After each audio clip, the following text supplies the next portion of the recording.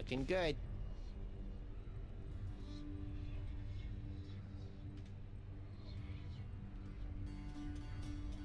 God damn it.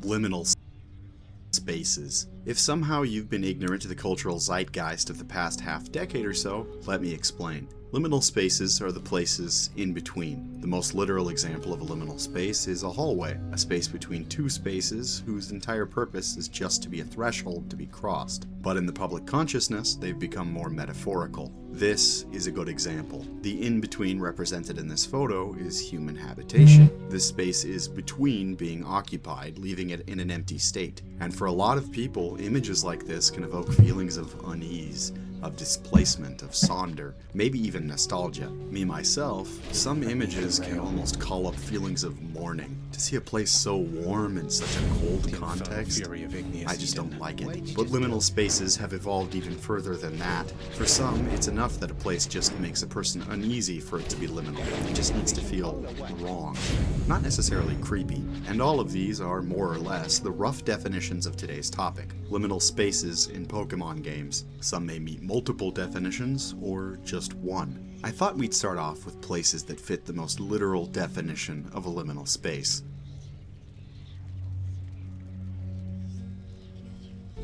The gates separating towns and routes. These gates were created for behind-the-scenes reasons. They were originally intended to mask the need to load different tile sets in different areas and make the world feel more continuous. We imagine the various regions to look like their detailed maps, but in reality they look more like this. These gate loading zones have featured heavily since the first generation, with a few exceptions. Ruby, Sapphire, and Emerald do away with them, instead utilizing caves and forests to break up the world, if at all. These factors really contribute to the open and breezy vibe of the Hoenn region. In the other games, though, the route gates can feel a bit surreal. Have you ever stopped and spent time in one of the gates? Maybe you've stayed to check the weather or the current storms in Gen 5, but have you ever really lingered in a gate? That probably isn't the case. For the most part, you just walk like 10 tiles and you're in the new area. That's what they're for. Sometimes there might be an NPC with something interesting to say. Rarely, though, there's something of interest, almost as if they were little roadside attractions. The Kanto region's gates are perhaps the most bustling. Several excellent items are given to you in the various gates by Oak's aides. A few even have second floors, like the ones on coastal Kanto. They've got binoculars that allow you to see some rare Pokemon and maybe even pinpoint their locations for yourself. I could fill this video just with quirky Kanto pass-throughs, but I think I'll limit myself to the most infamous. Halfway through an adventure through Kanto, you're stopped from entering Saffron City through its gates on any side. After taking for granted the ability to pass through them since the beginning of the game, you're suddenly unable to use this set of 4. You are able to progress through them after you provide the gate guards with drinks, but in the meantime, there's an alternative means of getting around central Kanto, the underground paths that allow you to bypass Saffron City. Why do these exist? They're straight underground paths going east-west and north-south. Save for a few master trainers in the Let's Go games, they are uninhabited. Sometimes you can find items, but really these tunnels only exist to keep you from Saffron City. I think what really is weird about these as a liminal space is the context they are traversed in. Think back to a time in which you went through a tunnel in a train or a car. It likely barely registered as anything more than a change of scenery to you. If you were to walk through that same tunnel though, what would that be like? For me, it's a much different feeling. That tunnel becomes a cave. You want to look over your shoulder. It isn't lit up well enough for your liking. No one knows you're down here. All these thoughts run through my head, whereas if I was separated from the tunnel by metal and glass, it would just be another day. And the Kanto Underground is one such tunnel. Walking around in it, it makes you wonder if you're even supposed to be here. It's like a maintenance tunnel or an unfinished something. I always wondered as a kid if a train or car was going to come through if I didn't go fast enough, so I booked it. Nothing ever shows up. I was chased through by nothing.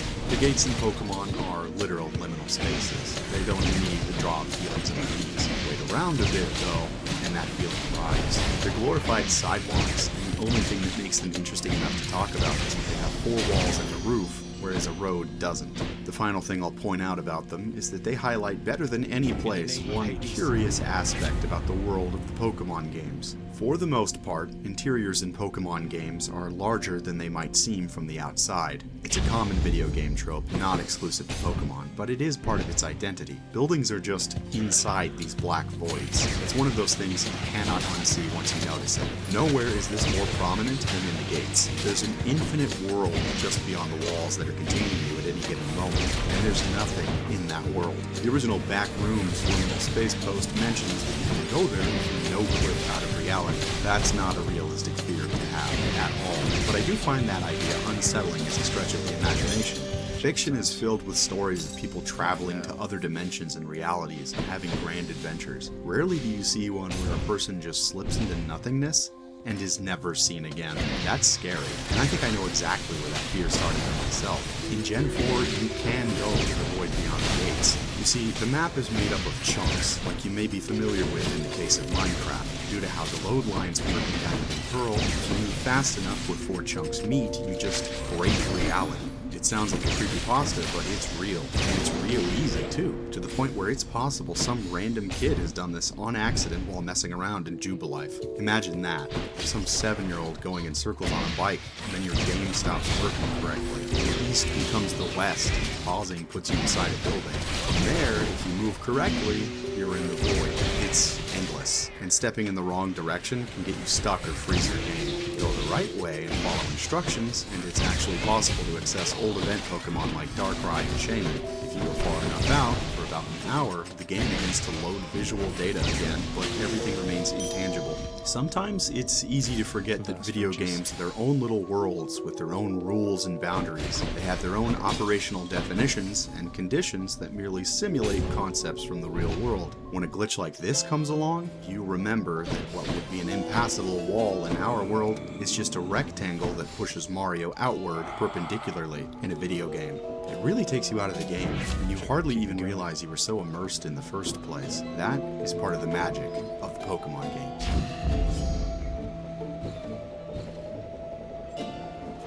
Why don't we talk about literal liminal spaces that are on the opposite end of the spectrum? Places that are more overtly unsettling. Sendoff Spring in the Sinnoh region is unique as far as literal liminal spaces go. Unlike the root, Sendoff Spring is an interesting place on the way to another interesting place. It connects to Turnback Cave, the home of Giratina in the regular world. To get here, you need only follow the story in Platinum. You and Cynthia are dropped here after defeating Cyrus. It's such a weird place, too, in the narrative of Platinum. You're dropped off here at a flowery spring after an interdimensional battle and told to just go back to your mundane gym challenge. Other Pokemon games do contend with a little bit of tonal whiplash after the climaxes of the world-ending peril, but only in Platinum is it so nonchalant. In Diamond and Pearl, a curious trend continues from Generation 3 in which new areas open up in places you've already been to after you beat the game. Unlike cases such as Cerulean Cave or even the Pokemon League, which are explicitly blocked off, the entrance to Sendoff Spring spontaneously opens up. Something similar happens in Emerald, in which the entrance to Altering Cave just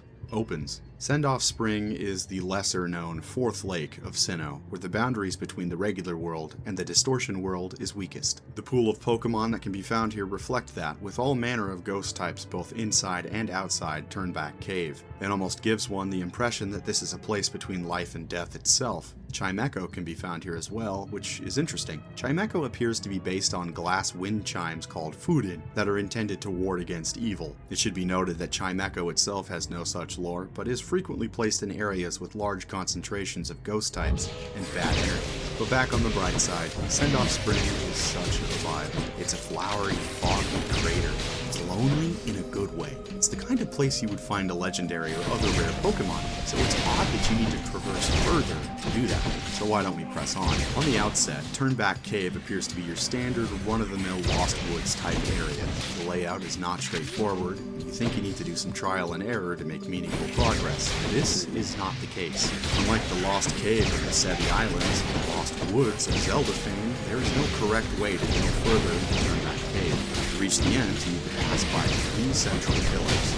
Each time you take any door, there's a 25% chance that you'll enter a room with said pillar. 75% of the time, you enter a vast, foggy room with rocks strewn about. If you do not reach the end by 30 rooms, or you save and reload and attempt to backtrack, you're put back at the beginning. What awaits at the end differs by version and playstyle. In Diamond and Pearl, Giratina slumbers at the end. In Platinum, this is also the case if you defeated or ran away from Giratina at your encounter in the Distortion World. Also, in Platinum only, there's a tear in the fabric keeping the Distortion World at bay, and entering it is how you get Grishus away. So yes, for all that I said Send-Off Spring was an interesting literal liminal space, so is Turnback Cave. You could argue that in Platinum it only exists to get you to the Distortion World, and that's where this chain ends. The Distortion World is unsettling and weird and all these other things, but I wouldn't consider it a liminal space. It's quite terminal. It's not a world between worlds, it's a world of its own. Just like the Void though, I would hate to be stuck here. Looks like a good spot. I think we'll end this literal definition of liminal section by dropping by the Kalos region. I don't talk enough about 3D games, I think. But where are we going? Route 1. You only use it to get between Vaniville and Aquacorde towns. That's it. It is odd. It's the first route that doesn't have any Pokemon to encounter. In fact, it's the only one since. It's even more odd to see it at night, because most of us probably started the game during the daytime. More on that later. As if it wasn't obvious enough by the opening cutscene, this route also flaunts the fact that this is the first 3D mainline game in your face. It's full of camera angles that show off the fact that you're no longer in a little top-down box. Well, you sort of still are, but XY take every opportunity to show the sky to the player. Before Gen 6, you'd have to go someplace special to see the sky, like Blue Lightning Pond or Sky Arrow Bridge. Which, by the way, Kalos Route 1's theme is a remix of that track. I think that was because both get funky with camera angles. Since then, the sky is something to take for granted. Really, I think the #1 way to get these unsettling liminal feelings from these literal liminal spaces is to just stay in them. They're not meant to be examined any longer than it takes to speed through them. It's like looking at any word longer than it takes to read it. You start second-guessing yourself. It's just weird, you know what I mean? I think X and Y, while complete games, kind of invite feelings that the game is unfinished. Or at least that there's more to uncover. It came out in a strange era of gaming, where people were just beginning to let go of playground rumors, but there were still strange things in games that invited discussion. For every Bigfoot GTA rumor, you had actual skybox ghost things in Super Mario Galaxy 2. Kalos Route 1 feels like the sort of place that would have one of those rumors, especially with the funky camera angles. Someone could plausibly concoct a rumor and move around just right and see something like an unreleased Pokemon out beyond that fence, but there's nothing here, like, at all. And that's what makes it so effective as a liminal space. It's so uninteresting that it makes us do the work to make it interesting. The next time you're in a hallway or taking an empty road, really examine it. See if you can't find some profundity in the mundane. Hey, sir. The deflect looks pretty cool.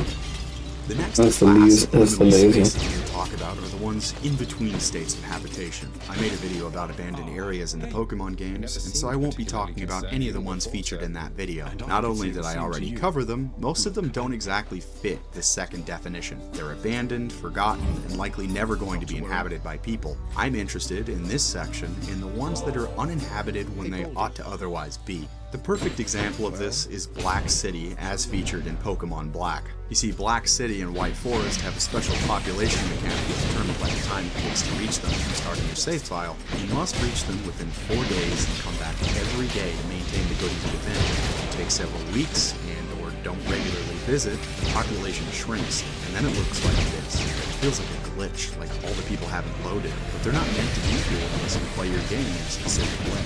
You can retroactively boost the population in connection with other games, but as you can imagine, that's really hard to do in the modern era. Black City in 2026 is a mostly useless, leftover feature that was almost always intended to be obsolete. People have complained endlessly about planned obsolescence in Pokemon games, and I don't really intend to get up on that soapbox myself. The one thing I will say though is that Black City is part of a group of mysterious lost media areas in Pokemon that were always intended to be temporary. If you don't speedrun your game or have Black City ball knowledge, you come upon a very lonely city. There's one more reason I wanted to talk about this city.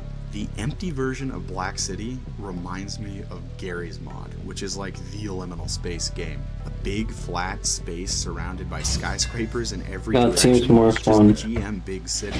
There's a project going on right now called NoClip, and so far they've made explorable 3D versions of Platinum and Hard Gold City. When they do Black, I'd love to just look around Black City. TLDR, a place that should be bustling but is empty is scary. Images of places like these really speak for themselves.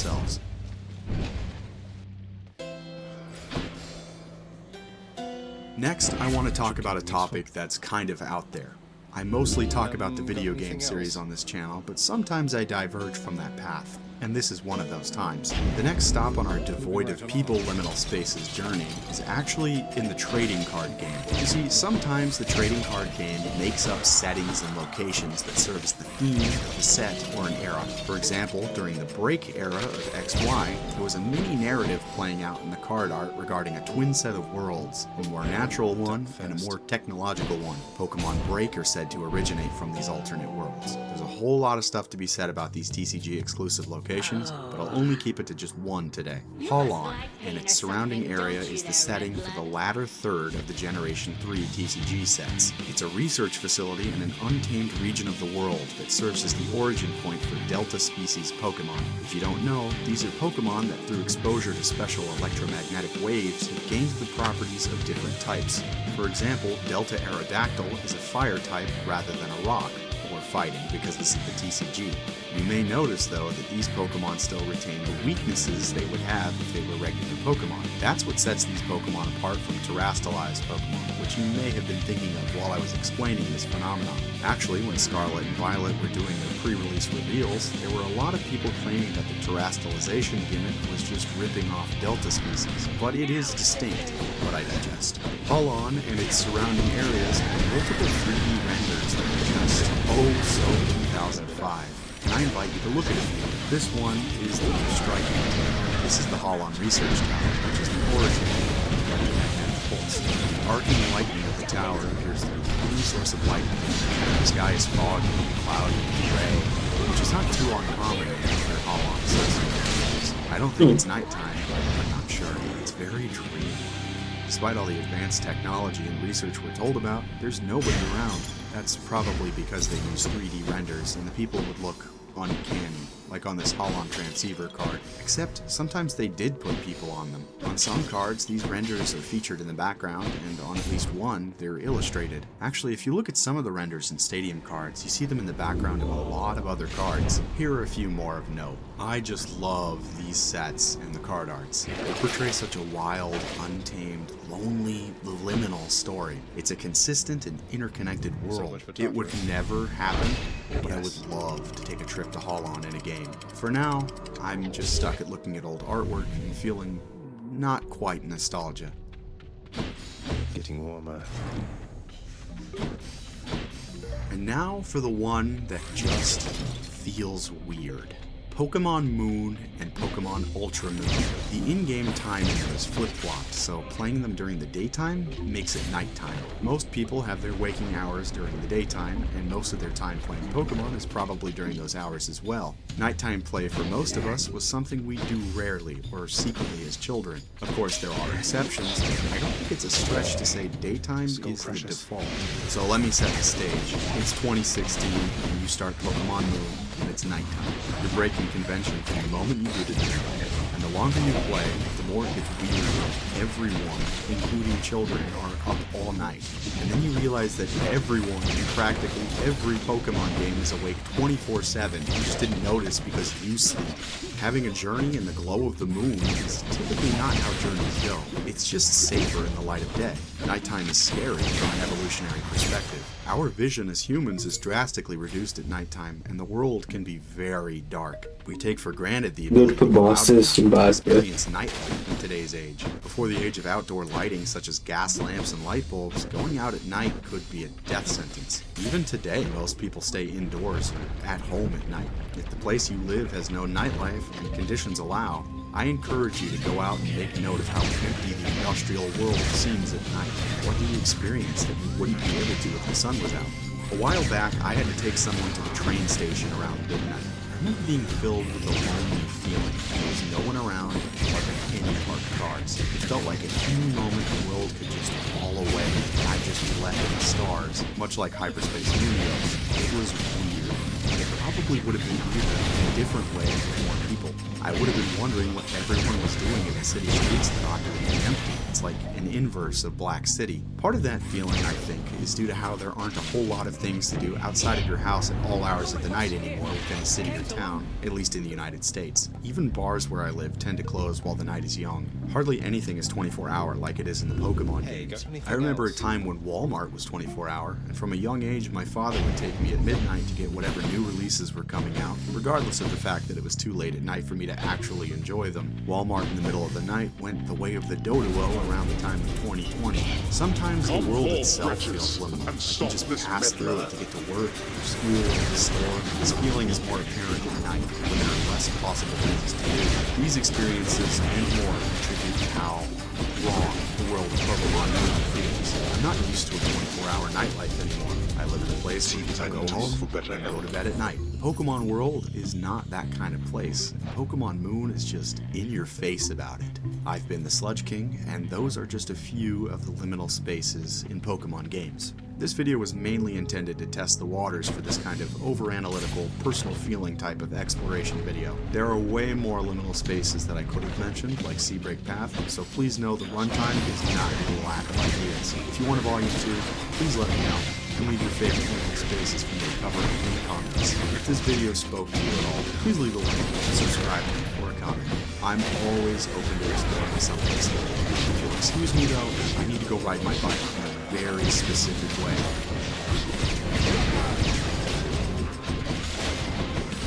Have you ever noticed how freaky the root gates are in Pokemon? They're bigger on the inside for the most part, and they're just like a black void everywhere you look. Might as well.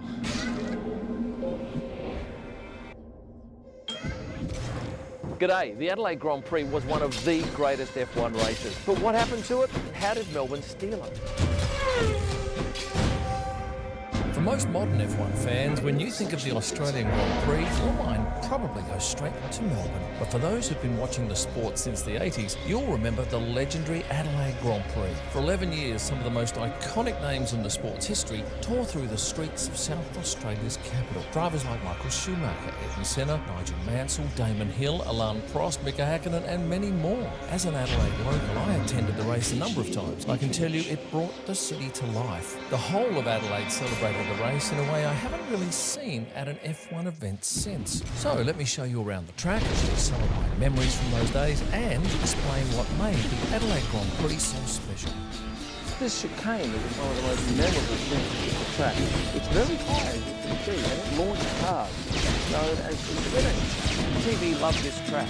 Hills in the background, beautiful parklands all the way around, and lovely trees lining the course. In 1991, torrential rain turned this whole joint into a quad mine.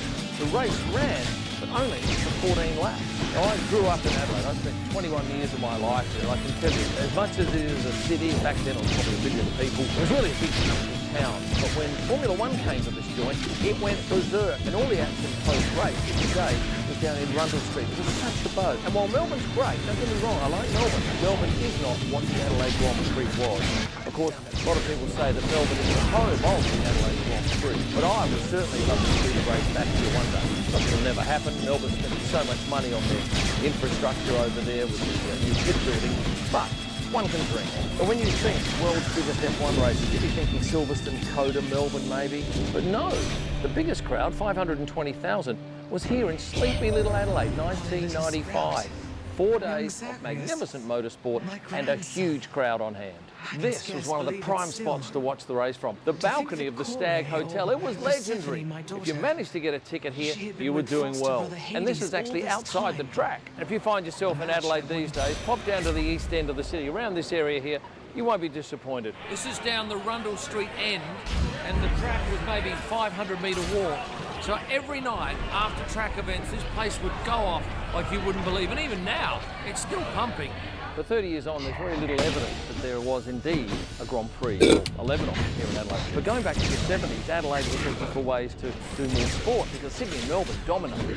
Then they came up with the idea of a road race around the city with V8 touring cars, which has become a much loved race in this state, although the track that they raced on was shorter by about half a kilometre. In 1996, cars would have been zooming along here, ready to take the right-hander into the Quentin Terrace. Can't believe I could die to that. Sleepy old Adelaide get themselves a Grand Prix. Well, 11 of them. Well, a lot of the groundwork was done inside here at Parliament House because the then Premier, John Bannon, was keen to do something to get this city on the map. He ended up actually flying to Europe to meet with Bernie Ecclestone to tell him how serious this state was. And in fact, they propped it up with plenty of looks cool. money. And was it the boom that they'd hoped it would be?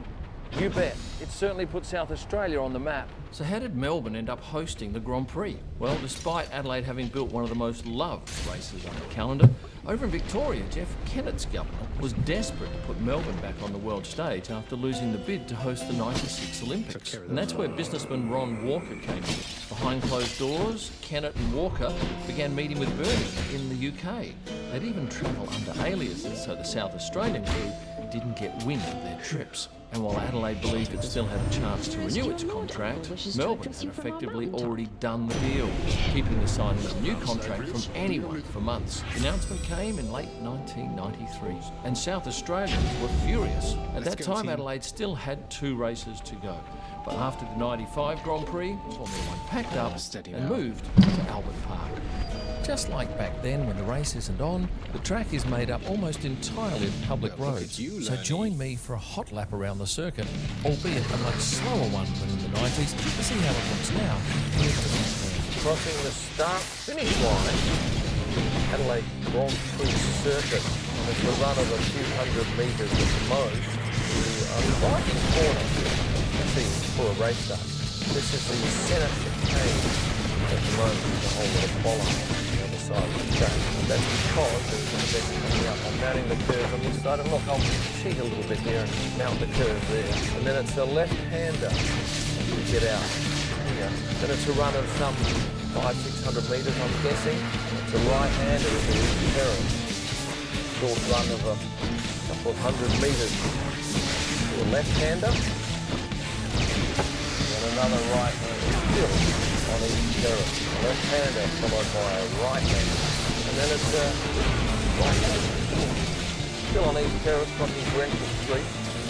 Short run to Rundle Street. A run of about 700 metres until this right-hander. Now it wasn't right angle, it was racing, it was a kink and they'd taken it flat out. And then it was into the Ketterville Terrace, the main straight to this race.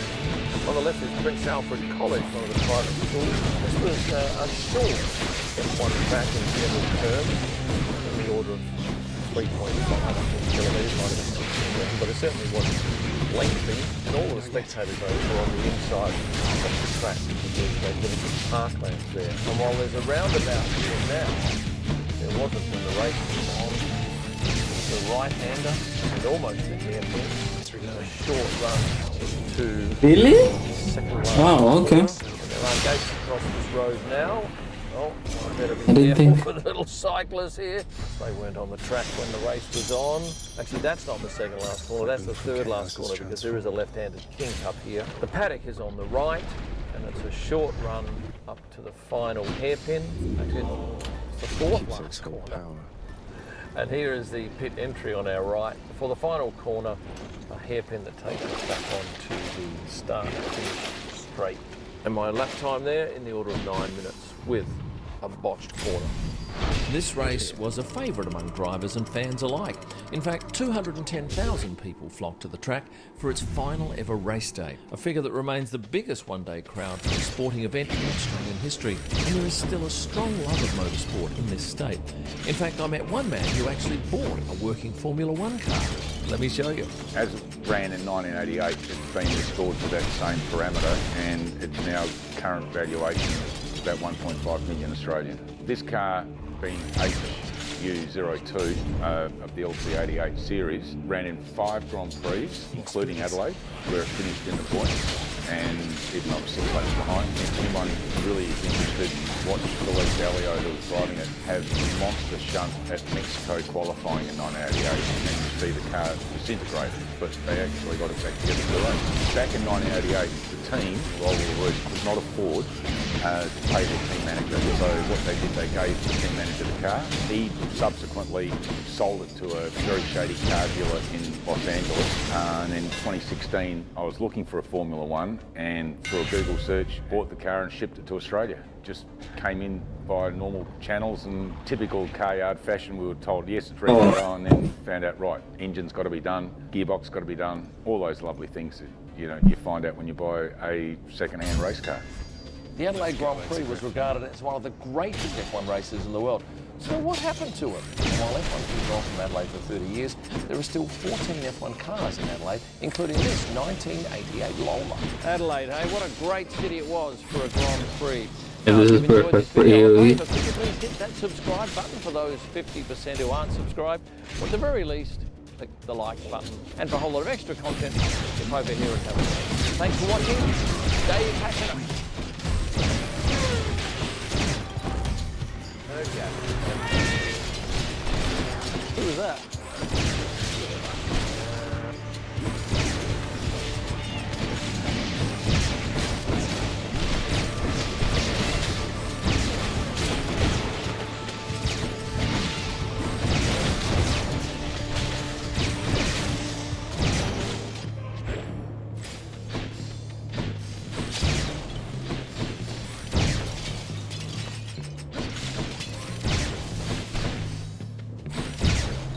We did it.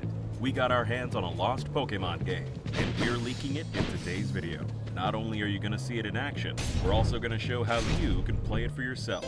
Maybe leak is the wrong word. We actually got it legit from one of the developers, so technically it's more like we're dumping it, along with all the raw files and concept art. But first, we're going to cover the full history of every cancelled game in the series. Pokemon Pink, Pokemon Picross, Yes. Pinball DS, enhanced editions of Fire Red and Leaf Green, and a couple more. We'll cover them all in chronological order, except the one we're dumping, because we want to save the best for last. A couple quick caveats before we get started. First, not all these games were technically cancelled. Every game had unique circumstances, but cancelled is a close enough blanket term we're using for games that never made it to store shelves. Some were more like failed pitches at Nintendo, while others were 100% finished but got locked away in a vault. Also, we're not going to cover Meowth's Party or Pikachu DS because they were just tech demos created to show off the capabilities of the GameCube and DS, and were never meant to become full games. We're not covering Pocket Monster 64 either. Proposed existence seems to be based on decades-old misunderstandings from fans who thought a full Pokemon RPG works for everything, but in reality, that game was just Pokemon Stadium. Okay, with all that said and the intro out of the way, let's start off by dissecting Pokemon Pink, which it appears Game Freak planned to release alongside Pokemon Yellow in 1998. In other words, Pokemon Pink and Yellow would have been paired releases, just like Red and Green. Fans had no idea about Pink until April 2020, when source code for Blue and Yellow was on 4chan. There were all kinds of interesting content code, Pokemon Sprite, and audio files showing pretty much every Pokemon was intended to sing its name. All those voices got cut, probably because it was cursed. So in the final game, the only Pokemon who talks is Pikachu. The source code also contained a couple references to a non-existent Pokemon game, like a header for, quote, Pocket Monsters Pink and Yellow. Notice how Pink comes first.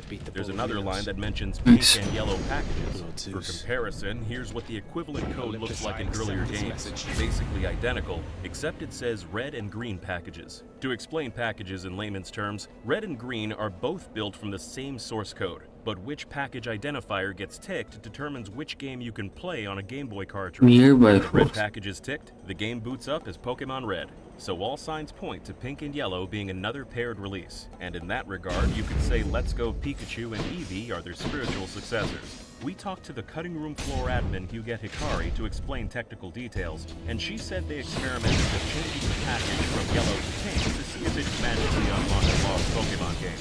Unfortunately, and unsurprisingly, it didn't work. but it was worth a shot. We can't say for certain, but it appears Pokemon Pink was likely scrapped very early in development, since these two lines of code are the only evidence of existence. The Pokemon Company only mentioned Pokemon Pink in one interview. We'll get to that in a minute, but without more info from them or Game Freak, it's impossible to say how Pink would have been different from Yellow. Presumably, the game and a lot of the sprites would have had a pink palette.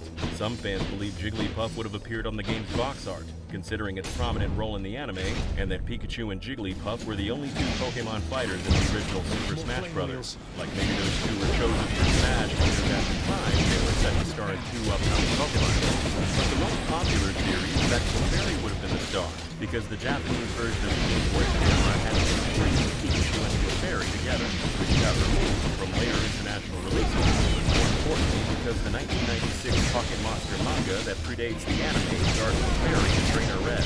Some fans speculate that while Pokemon Yellow uses elements from the anime, like a Pikachu partner, Team Rocket, Nurse Joy, or Officer Jenny, Pokemon Pink would have been more like the manga, and also maybe cater more to female fans, which was an explicit priority for the franchise at the time.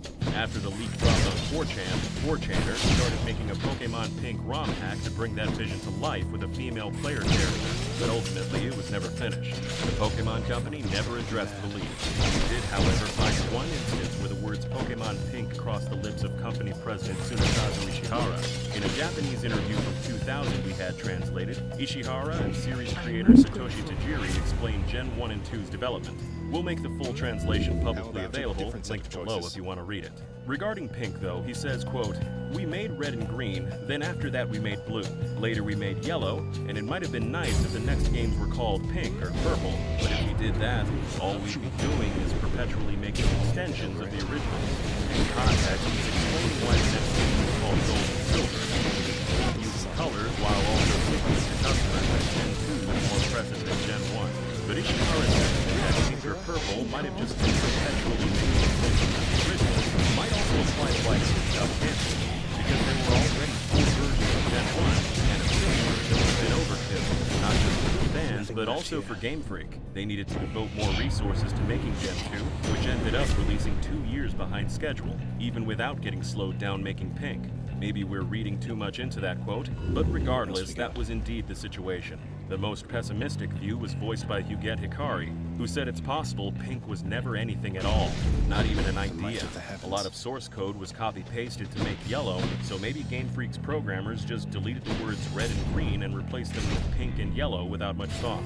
If that's really all that happened, Pokemon fans have spent the last few years theorizing about nothing, and somewhere out there, Ishihara's laughing his ass off at our expense. Hopefully not, though. Someday he'll reveal a big binder about Pink on Japanese TV, like he did a few years back with all those Kappa sprites. Next up, a game we can say with 100% certainty did exist, because the full game leaked online 2 days after it was canceled, playable from start to finish. Credits. Pokemon Picross was a Game Boy Color puzzler first announced in Japanese magazines in 1999. It showed off screenshots and some original artwork. The game was developed by Jupiter Corporation, the same guys who made the Pokemon Pinball Sims, or at least 2 pinball games. More on that later. Jupiter created the Picross series a few years earlier, and sold well enough that they released about 40 more Picross games up to the present day. They've crossed over with Mario and Zelda, and briefly with Pokemon in Picross NP Volume 1, a Super Famicom game only available via the Japanese Nintendo Power Service, but there was also... No death defense. Picross's gameplay is kind of hard to explain, and we don't want to bore you, so simply put, it's kind of like Minesweeper, or Sudoku, with less math. If you're interested in learning, Pokemon Picross comes with a tutorial taught by Professor Oak, and after the leak, the community took it upon themselves to release an English fan translation. The game's got a special 23D soundtrack. That's what you're hearing now. In addition to Oak, we've got Pikachu, Misty, Team Rocket, locations all around Kanto, and lots of anime references. You can also get Bulbasaur, Charmander, and Squirtle as partner Pokemon, which change the border colors to green, red, and blue. Interestingly, you can also get Clefairy and Jigglypuff as partner Pokemon, which changes the border to pink or purple. Pink or purple? Anyway, it's a good little puzzle game and it's pretty addictive. In 2015, Jupiter released a different Pokemon Picross game for 3DS that got pretty good review scores. Unfortunately, it was digital only, so nowadays it's impossible to download on your 3DS, since Nintendo shut down the eShop in 2023. You can catch both games online though, if you're up for sailing the high seas, not that we condone piracy of course. And now for something completely different. Rematch. A pitch within Nintendo to develop upgraded Chinese editions of Fire Red and Leaf Green. We don't want to get lost in the weeds with the entire history of Nintendo in China, but long story short, in 2000, the Chinese government instituted a ban on consoles entering China because they thought addictive video games were melting the brains of Chinese youth. A couple years later, Nintendo managed to sidestep some of those laws by partnering with the Chinese national who founded a new company called IQ went on to produce Chinese versions of Nintendo consoles, including Game Boy Advance, localized games for Chinese men. When the IQ was passed, and a lot of their records remain online. Among all those documents was a PowerPoint presentation that IQ presented to Nintendo executives, outlining their plans to develop Chinese versions of Red and Green that would have been implemented for the most part, it still would have been the same exact Fire Red and Green around the world, collecting Pokemon, going town to town, collecting badges, and so on, but with new features added, mostly focused on internet functionality. For example, the games would identify the player's location and change the in-game Oh, at least they got a happy ending. outside. Previous Pokemon games already had a day-night cycle based on real time, but this would have taken it to the next level. Specific Pokemon's locations around Kanto would have changed depending on real-life location as well. Details aren't spelled out in the document, but it sounds like a prototype of Pokemon Go in that respect, with players needing to go here and there to catch them all. Pokemon centers would also be expanded, with only 30 Pokemon storable offline, but tons more stored online in Pokemon Center PCs, sort of like an early version of Pokemon Home. On the second floor of these expanded Pokemon centers, fans could battle on the internet, and not just the kind of online battles later introduced in Gen 4, instead, gameplay would switch to a computer screen, and you'd use the GBA as a controller. Battles would use Pokemon Coliseum's code, so all Pokemon and environments would be fully 3D. There'd also be online distributions of special Pokemon and items, which wasn't a thing in Pokemon games till the DS era. But instead of Nintendo just giving you special Pokemon, you'd go to completely new parts of Kanto to hunt for them. So kinda like the Sevi Islands for catching Mew and Deoxys that were already special events in Fire Red and Leaf Green. But IQ said new areas would also get added gradually after launch. Needless to say, these enhanced ports would have been far ahead of their time, with features not seen in Pokemon games till years in the future, or in some cases still haven't been seen even today, almost 20 years later. There also would have been some other small tweaks like egg hatching variables. And of course the text would have all been Chinese. So why didn't Chinese Fire Red and Leaf Green get made? The leak doesn't say. But if we had to guess, the Pokemon Company didn't want to hand over the keys to their precious IP. We wanted to know for sure though. We didn't want to just guess. One of the guys who makes up Did You Know Gaming lives in China, so he went looking for former IQ developers to find the story. He couldn't nail down a concrete answer on this project specifically, and the devs didn't want their names on record, but they did share a story that shed light on how relations broke down between China and the Pokemon Company around that time. Long story short, Nintendo President Iwata, Pokemon Company President Ishihara, and some other execs flew out to IQ's headquarters. The execs ultimately decided too many Chinese people were pirating Nintendo games, so it just wasn't worth investing in the Chinese market anymore. IQ only released a few more Nintendo games after that. Then lots more that were previously planned ended up being canned, including a fully finished localization of Ruby and Sapphire. It's a shame those upgraded versions of Fire Red and Leaf Green never got made, but most of us can't speak Mandarin anyway, and even less have access to Chinese servers, so you probably couldn't have played them anyway. Pokemon Pinball for Game Boy was one of the earliest and most beloved spin-offs in the franchise, and its GBA sequel got review scores on par with the mainline series. But after that, the series just kinda died off. Unknown to the public though, a playable demo for a third entry on Nintendo DS was developed in secret. The Pokemon Company said they were the best graphics they'd ever seen outside Japan, but sadly, the game was never finished. Fans first became aware of the project thanks to a leak in 2021, which included a spreadsheet saying Pokemon Pinball DS was planned to release around the same time as Diamond and Pearl, and that it was being developed by Fuse Games, the same team who made Mario Pinball Land and Metroid Prime Pinball. No other information was available, so we searched out the devs to learn more about it. Fuse shut down almost 15 years ago, but we managed to get in contact with their artist Matthew Nightingale, one of 9 guys who worked on Pokemon Pinball DS. He told us it would have been more of an adventure game, similar to their take on Metroid. He believed it was the quality of their Metroid adaptation that led Nintendo and the Pokemon Company to come visit Fuse's office in England and fund the development of a playable demo with 3 stages. To help you visualize Matthew's description of the game, we commissioned artwork for all 3 stages. The first stage was Sinnoh's countryside. The time spent playing on this table represented the amount of time it took to travel from one city to the next. Pokemon appear on the table as you travel down the route, like Diglett bumpers or Pikachu up a tree. You hit Pokemon with the Pokeball to stun it, then tap it with your finger to catch it. If you didn't click quick enough, it runs away. After enough time's gone by, the city gates open and you shoot the pinball inside to progress to the next table, the city stage. Catching Pokemon simpler and faster than the older games, so by the time you're through the countryside and the city, you've collected enough Pokemon to form a team. Then it's time to progress to the demo's final table, where you fight a gym leader. Out of all the Pokemon you've caught, you need to decide which ones to take into battle, ideally with type advantages like water versus fire. The gym stage is double-ended. On one end, you have your flippers with a Pokemon between them, and on the other end is the gym leader's Pokemon. You power up your attacks by hitting the ball to certain parts of the table. Then once you've charged up enough power, you fire your ball into a hole to make your Pokemon attack. The table only has 1 ball, so if you lose control of it, the gym leader can get a hold of it to charge his own attacks. Pokemon DS also would have had Wi-Fi multiplayer battles that played out just like gym battles. Matthew says the game also would have had an evolution mechanic, and probably would have come bundled with a Rumble pack you plugged into the GBA slot.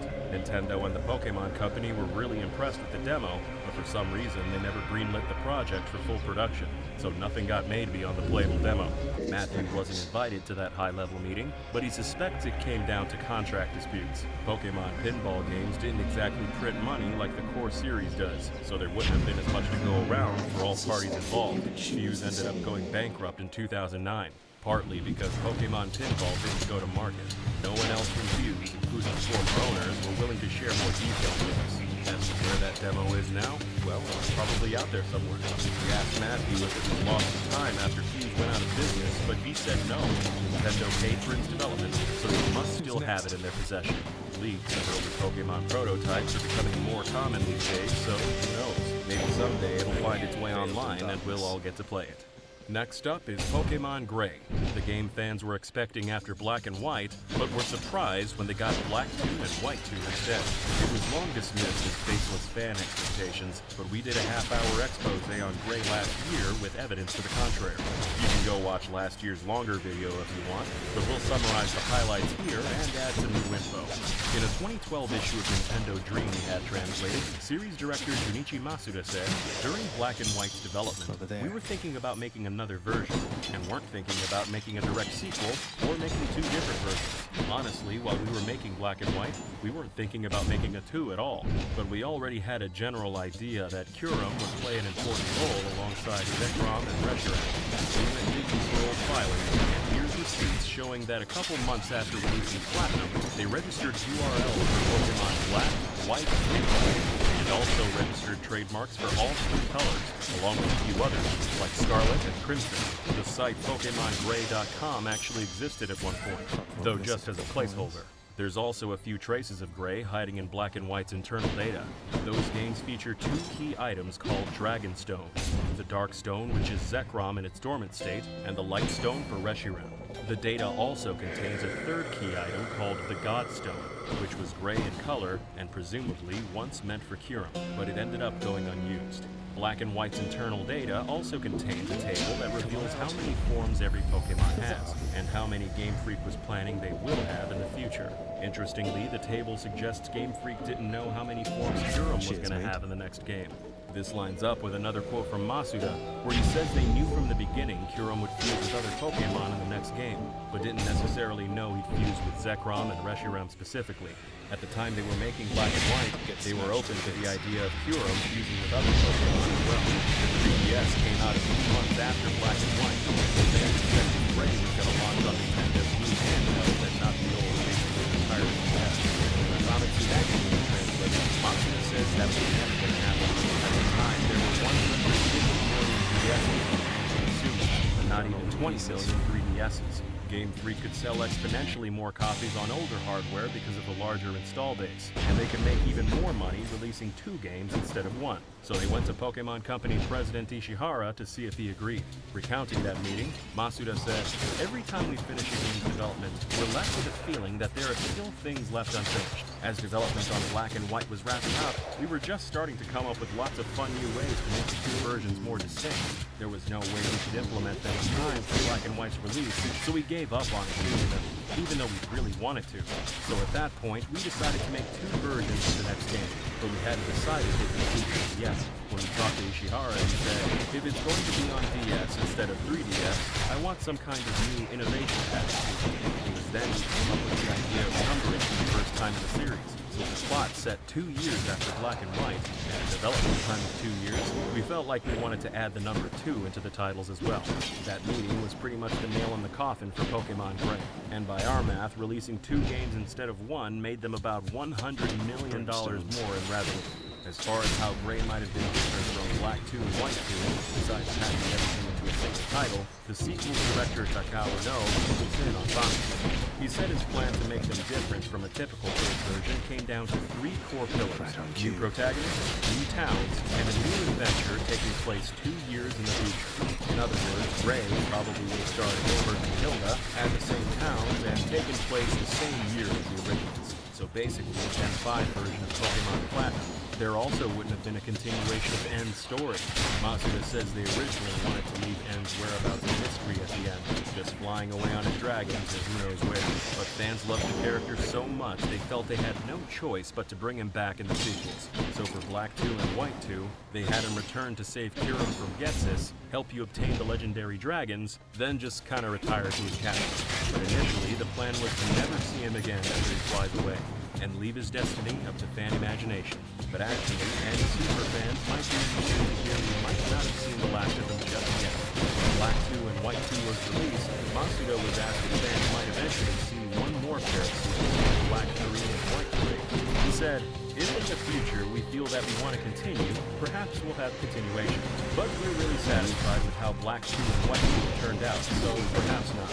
That interview was more than 10 years ago, so maybe Game Freak's come around since then. Who knows? Maybe that's what we'll get instead of Gen 5 remakes.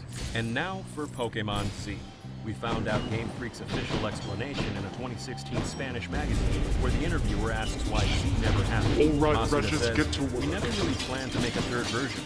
We always want to do things that surprise our fans. For example, after Black and White, people thought Pokemon Gray was going to come next, but instead, we made Black and White 2. People thought Pokemon Z would come after X and Y, but taking advantage of the fact that it was the 20th anniversary, we decided to deliver another surprise with Sun and Moon. In other words, instead of Z, they released a brand new generation to celebrate Pokemon's birthday in 2016. But to us, that sounds like corporate deflection, because what he said isn't actually consistent with series history. In all 3 previous generations, a paired release was followed up with a return to the same region about 2 years later. X and Y came out in 2013, so Z should have launched in 2015, not 16. In fact, 2015 was conspicuously the only year in almost a decade that didn't get a new mainline entry. And it's not just Game Freak's release schedule that suggests something's missing. There's also data hidden in their own games. We broke this down in exhaustive detail in that half-hour expose last year, so for this video, we'll give you the short version.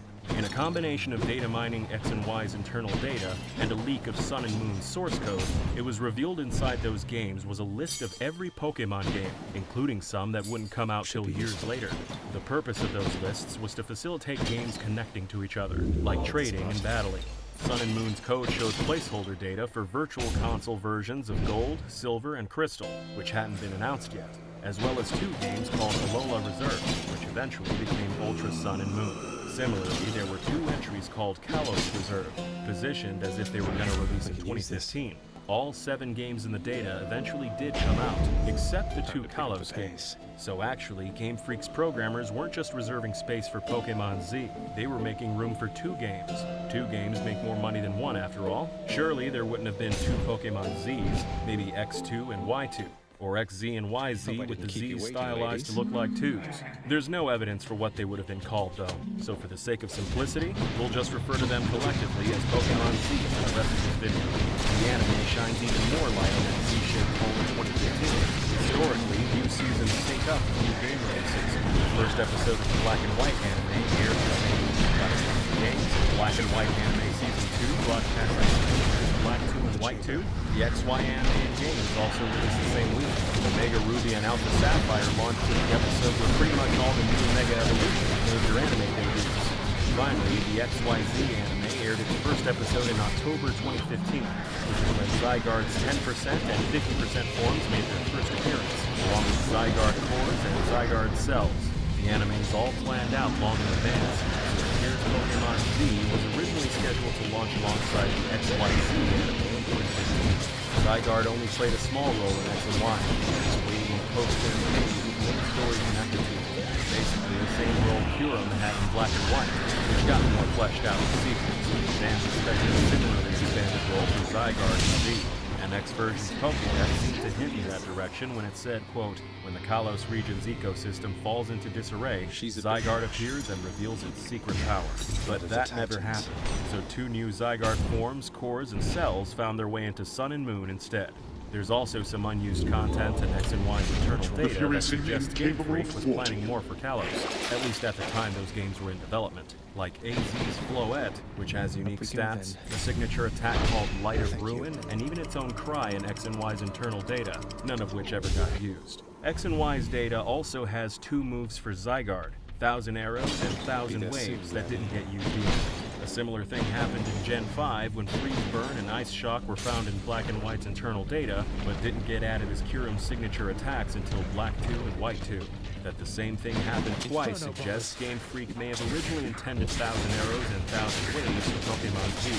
Z never came out though, so those attacks got introduced in Sun and Moon instead. All that evidence strongly suggests Game Freak intended to make Z while they were developing X and Y. So, why didn't they? We spent about 5 minutes getting overly thorough in last year's video, so this time we'll just give you the short version. Simply put, it's got a lot to do with the Gear Project. Basically, it's a Game Freak company initiative that aimed to make a new franchise that could become even more popular than Pokemon.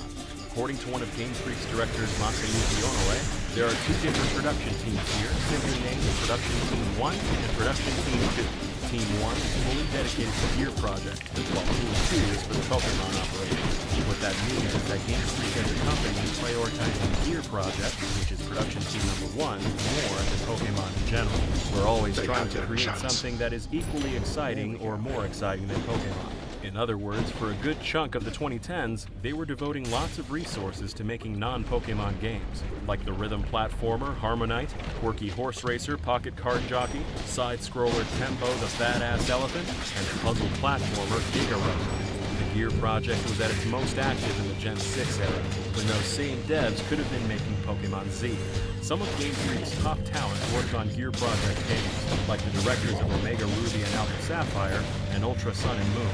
Teams who made Gear games were small, but Z could have been made with a small team as well, and pretty quickly. Boris, for example, was developed in just a year. In another Nintendo Dream we translated, Masuda says Heart Gold and Soul Silver were made with just 12 developers. Black 2 and White 2 had a similarly small team. Pokemon games grew their staff by 50% when they switched from 2D to 3D, so back at the napkin math, Z could have gotten made by 20 devs, 30 on the high end. Game Freak staff have said in quite a few interviews that they're kind of tired of just making Pokemon year after year, and frankly, we can't blame them.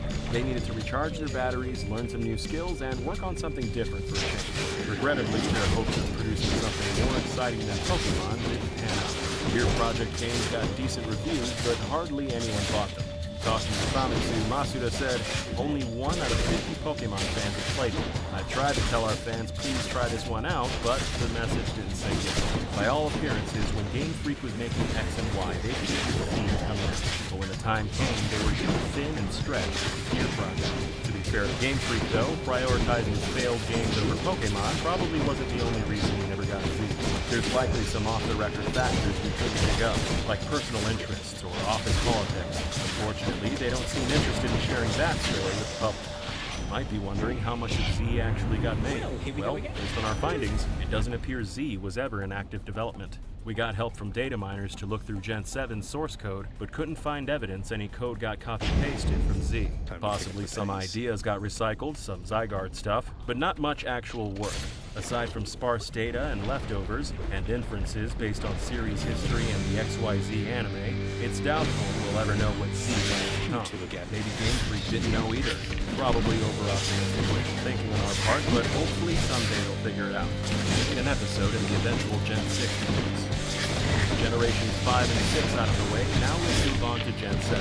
The same day Sun and Moon launched in 2016, Eurogamer reported that an enhanced version of Sun and Moon clothing Pokemon Stars was coming to Switch the following year.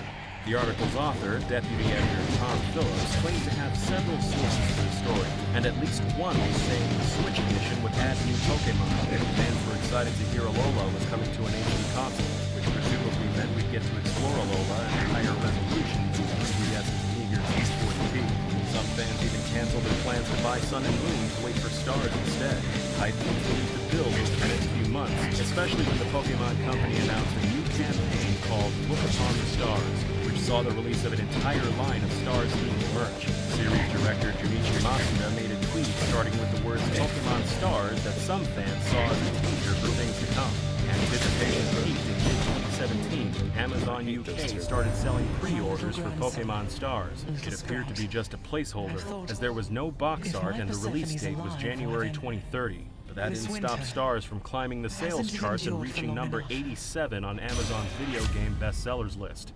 Official confirmation seemingly arrived when Ultra Sun and Moon were announced, and the Pokemon Company's website said they were coming to Switch at a later date. They quickly deleted the Switch reference and put out a statement saying it was a clerical error, but some fans believe the slip-up was Stars getting revealed earlier than intended. Ultra Sun and Moon were, after all, very similar to how Eurogamer described Pokemon Stars. An expansion of Sun and Moon with some new Pokemon added, launching holiday 2017. The main difference was that there were 2 games instead of 1, and of course the platform they launched on. So to some, a Switch release still seemed likely. One detail that went unreported all these years is that the Pokemon Company fired the team responsible for the website, saying Ultra Sun and Moon were coming to Switch. We couldn't 100% confirm it was because of that mistake, but they got replaced right after it happened. So it certainly appears that's why they were gotten rid of. Another point of note, we talked earlier about how Sun and Moon's source code contained 2 then unreleased games codenamed Alola Reserve. Those eventually became the Ultra games, but they were reserved spots. It's possible Game Freak only would have filled one of those reservations and left the other unused. On the other hand, if Pokemon Stars actually did exist, it's possible it was a code name for 2 Switch games, not necessarily just one. Regardless, eventually it became clear Stars was never coming. 1 year after his original 2016 article, Eurogamer's Tom Phillips returned with a post-mortem titled, "So what happened with Pokemon Stars?" The internet had been ripping him a new one all year, so understandably he felt he owed an explanation. Long story short, he said his sources indicated that Stars cancellation was primarily a casualty of Nintendo's business strategy.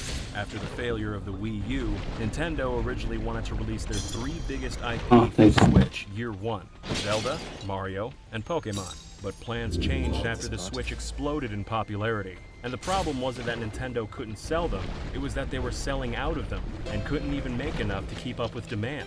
They didn't need to play their trump card anymore. In fact, it would have only made the Switch shortages worse.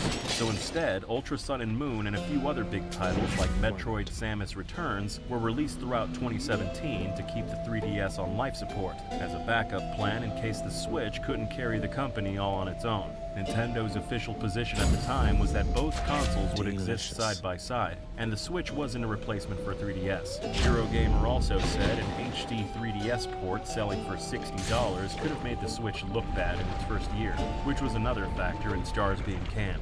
Understandably, some folks were pessimistic about Eurogamer's reporting, with some even accusing Eurogamer of making it all up for clicks. In the interest of protecting both sides, we should give some time to the rumor's most prominent critic, Cerebi webmaster Joe Merritt, who publicly accused Eurogamer of spreading BS and fake rumors, arguing on Phillips in the article's comment section.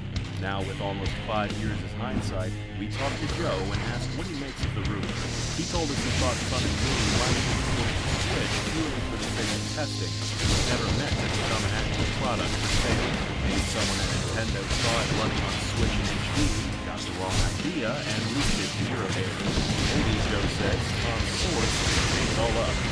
Talking to Tom, he emphatically denied both possibilities, saying Eurogamer doesn't run stories based on a single source, and the typical requirement is 3 sources at minimum.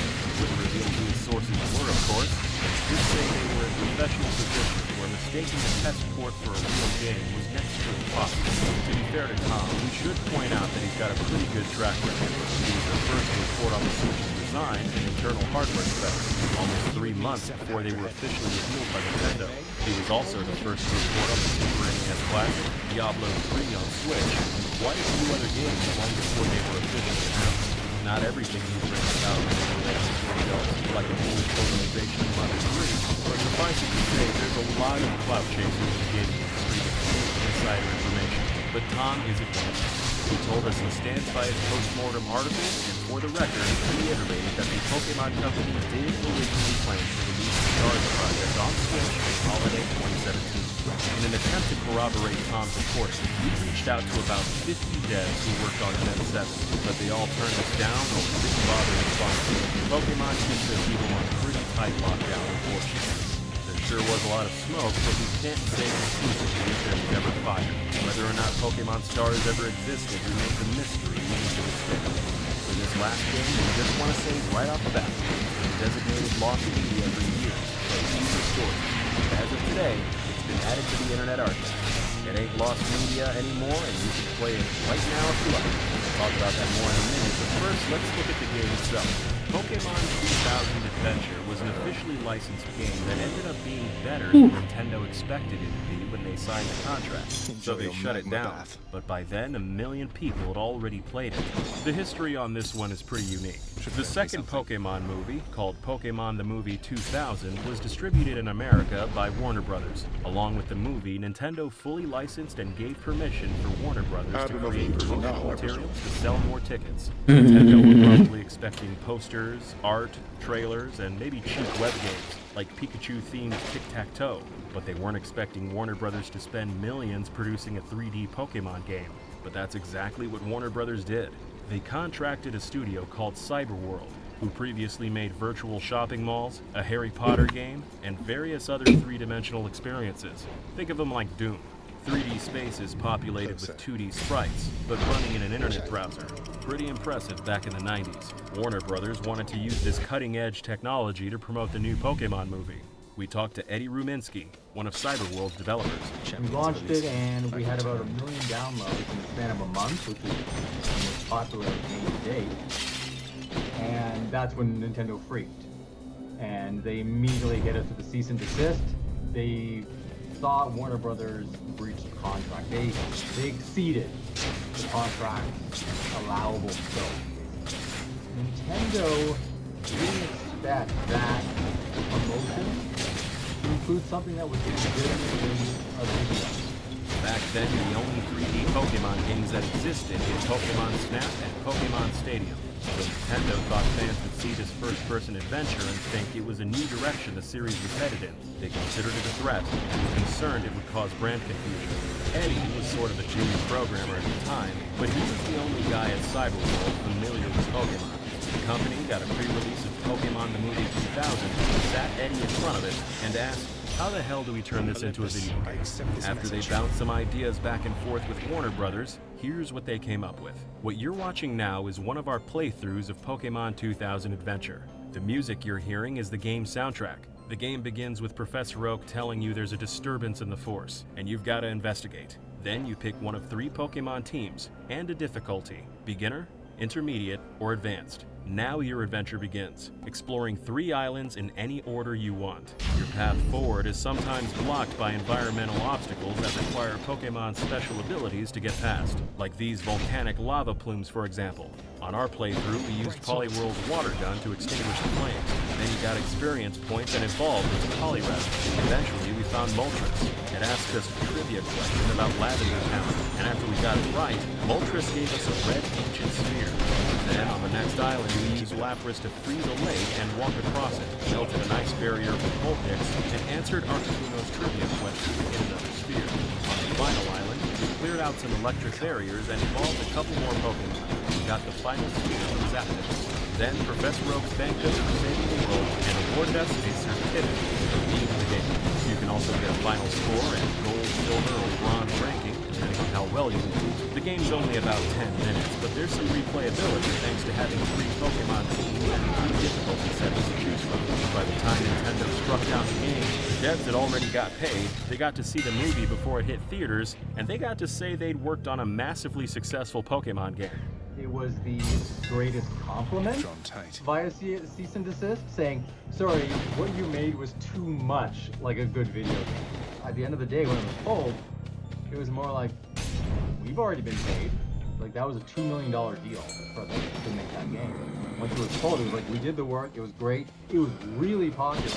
We hit the 1 million downloads that we, like, didn't even Use the rod of fishing there. to begin with. So when it was pulled, we were all happy. Warner Brothers was happy too. With 1 million downloads, they got more promotion than they were expecting, and Pokemon 2000 went on to become the second highest grossing Japanese movie to ever hit American theaters. So really, everyone was happy except Nintendo. And if you want to play the game yourself, you'll be happy too, because here's directions on how you can play it right now. Eddie's been holding on to the raw files for the past 23 years. Then after he saw our video about restoring Pokemon Garden, he reached out and sent us all the files. One of the Pokemon Garden archivists, Rufus 10, and his friend Doomtay did some computer magic to get it working on the modern internet, which was a lot harder than it sounds. All credit goes to those guys. We were just sort of middlemen in the back and forth. We won't bore you with the technical restoration details, but like we said, it ain't lost media anymore. Go play it if you want. Might want to be quick about it though, just in case Nintendo strikes it down again. For preservation's sake, we also archive the game's concept art, storyboards, soundtrack, and all the raw files. So even if it does get struck down, it will always survive somewhere on the internet. Did you also know there were some Gen 3 era Flash games that only released in Japan that have become lost media because no one bothered to back them up? Until now, that is. If you want to hear all about Pokemon Garden, Maze Land, and Sky Tower, click the video on screen. Special thanks to our translators, artists, and the devs who are willing to talk when all others refuse. And thank you for watching. See you next time.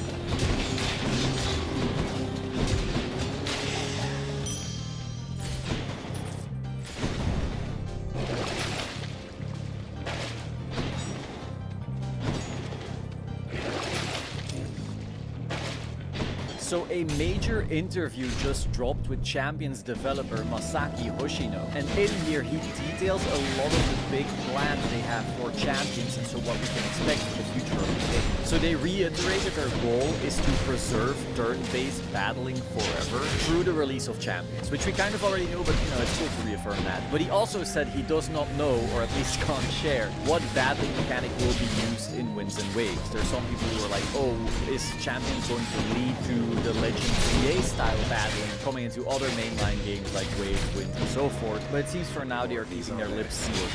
They also dive a little bit into the developer's history. They mentioned them playing Yellow, Ruby, Pokken, TCG, so they're really a long time Pokemon fan. And they also previously worked on Unite, which means a lot of design philosophies in terms of like having a mobile game, having support, having esports around it. A lot of that is going to be influenced from that experience.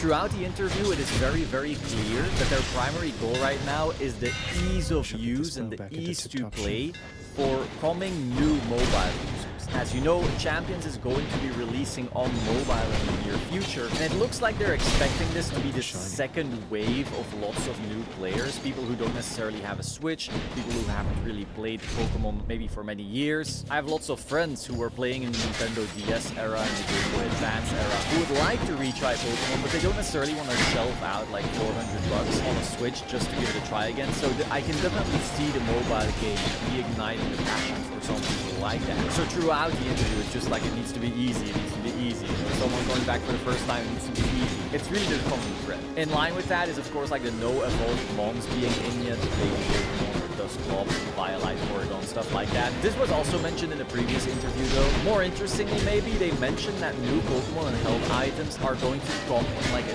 3-month cycle, which more or less lines up with new regulations. We know MA is going to be April until like mid-June, which means we could see MB starting there and then maybe with new Pokemon and such. The only thing where I'm not entirely sure that it's going to play out like that is they do keep on reiterating like, oh, we have to be very careful because the new players will come in and need to stay easy. So I don't know how much new we can really expect mid-June, but at least the Pokemon and the health items should be coming in a few months. Now I didn't have all of this checked in an actual Japanese translator, Laura, so big shout out to her. And she did mention how they were being vague on purpose somewhat in this section of the interview. So they could also just remove Pokemon, not necessarily add. And so don't necessarily like get your hopes up that we're going to get like a billion Pokemon items every 3 months. They also mentioned how certain Pokemon could be released tied to the battle mechanic being present at the time. So for example, the certain Pokemon we have right now were probably useful for Mega Evolution, and there might be some other Pokemon who are more useful or tied to past battle mechanics maybe back to. A fun little side note is that more arena types are coming. Now, not the one you see here, obviously, we already know that arena. This was just an example to show you they are thinking about that. They mentioned that right now you have like a big sphere arena, but they definitely have other ones coming as well. So that'll be cool to unlock. Now, a bit more sad, there are no plans for replays currently. They mentioned this specifically being like a technical issue in how battle data is stored and how battles play out. Of course, I don't know the technical side of this, so that's pretty sad, you know. Usually the developers like skirt around it. Oh, we're looking. No, here it's like a hard no. No plans currently. I really think we could use this type of feature, but alas. Now, while there are no plans for replays currently, I do think you should plan to subscribe to this channel. I'm keeping you updated with everything Champions constantly, so a subscribe would be really appreciated, and then you also get these updates more reliably. There's also no plans for HoloWare like Unite. I recall earlier to Champions Live when people were still speculating a lot. People assumed that maybe Pokemon could have costumes and that this could be like a paid feature to keep the game alive, to also keep it cheap in other ways. And it also could just be cool, you know, seeing your Blastoise wearing sunglasses like in Pokemon Go, or seeing your Darkrai look like a king. But no, there's no plans for HoloWare like in Unite. They mentioned legendaries will come eventually, which we all kind of assume, but that they don't necessarily stay legal in perpetuity. Now, people who have been playing for a while, of course, like already assumed this. If you look at past Pokemon games, meta and regulations, it's like first you have a more limited decks with a little weaker Pokemon, then they add some more, and they add a little more and a little more until you have like that peak, most powerful format with a bunch of restricted and legendaries and crazy stuff. But you can't just have that forever, or new, weaker Pokemon couldn't compete, the meta would be stale, it would be just the same over and over again. So essentially, we can expect legendaries to come in, meta will be different, whoa, crazy, and then they'll probably make them illegal again for a regulation and so forth. Dondozo Tatsugiri, despite being a bunch in the trailers, is not in the game yet due to complexity of use. And now this one, we have some fighting to do. I disagree. Dondozo Tatsugiri is the easiest archetype of all time to play. It is literally the team you give a noob to get some free wins and then they feel good about themselves. So if this was complexity of use, I don't get it. Well, there's certainly some depth in how you can use it, and so a really good Dondozo player is going to use it better than a complete noob. How is this like the complexity of use thing? Is it because the mechanic itself is different? Maybe, you know, you target like a Tatsugiri and you can't hit it, and new players confused like, why can't I hit it? Wait, hold on. You're not putting them in the game because they're too hard?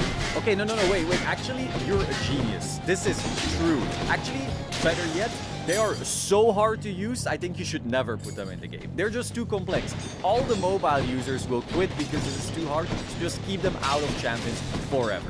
Thank you. One priority they mentioned is that they wanted the battles to last 5 minutes. Of course, it also makes sense, you know, if you want this to be a mobile game, you want users to have the ability to just get a quick game in, and then maybe they get hooked and they play a bunch more games, but at least they have the option to quit when they have to do something. Maybe they're cooking and they just have like 5 quick minutes while they're turning their chicken or whatever. So that was really their goal, which is why Intimidate was changed, the text speed was changed, the delays between clicking your move and activating and so forth was really shortened. You feel that the game is very quick If you now go back to Scarlet and Violet, you feel quite sluggish. And they smashed that goal because right now games tend to last 4 minutes. Now this is also why draws now exist on the ladder. If you don't know, in the past when the timer ran out, there would be like this judging based on how many Pokemon are alive and then Pokemon are equal. Now we're looking at the total health compared to the total health of your team and so forth. So people could timer stall and then win without the match actually being fully decided. Since their goal was for games to be quick and snappy, they don't necessarily want to help people stall out those times. So these draws were very much intentional. Now they also mentioned that there will be single battle tournaments on card, like a single battle version of the Monkey Challenge. The interviewer then asked about single battles in like real life tournaments, and they said they would look into it for the future, which is of course developers being first. And it's a very corporate safe answer, but I personally wouldn't hold my breath for it. They also talk about the removal of IVs and how the developer had a little bit of sadness for it because they did enjoy raising their Pokemon all these years. They deemed it necessary to not force players to spend too much time preparing for battling rather than battling. And while that was certainly like true in the past, I feel like the bubble cap mechanic kind of solves that issue anyway. So if you then go back to their priority of keeping it simple for newer players, I kind of get it. Personally, I still sometimes miss IVs, definitely putting like negative IVs on Incineroar. I feel like I'm speed tying Incineroar sometimes and it just doesn't feel great, but I understand both sides. Now this one I found very interesting. PP existed due to the nature of RPGs, so it was like adventuring from town to town, and that's why there were PP limits. And so without PP up and PP max, they deemed the system universal. Which is so interesting, like I never considered that PP was there for that. Finally, and very interesting as well, they said no extra paid services are planned for now. There's going to be clothing coming through the battle pass, and there's going to be new music added to the membership, but they aren't looking at any other forms of monetization currently. Now, of course, we can't be 100% sure about that. Developers are never going to just freely share everything, but still, this is like the public stance on the company. And personally, I'm really stoked for those songs. There's like a bunch of songs from throughout the generations that I haven't listened to or played with for so long. And then in Scarlet and Violet, I'm always listening to Cassiopeia, so I want to have Cassiopeia in this game, so I can just listen to that over and over and over. But so that's all for the interview. I think we've learned quite some cool things. So like, comment, subscribe, and I will see you soon. Olympus, I require your assistance now. Whose side is he on?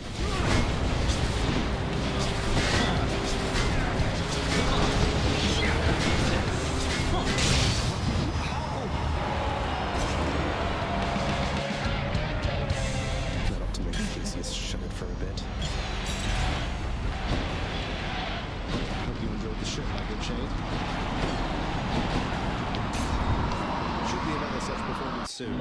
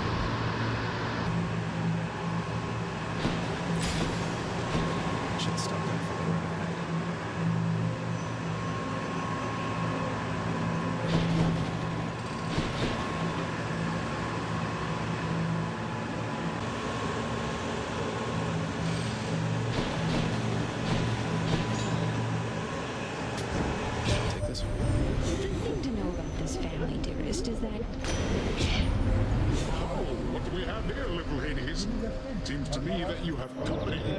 Well, I'll just leave the talk. Feel free to stay, Poseidon. I was just explaining what an idiot you are, though you're able. Oh. Both them right. Which time?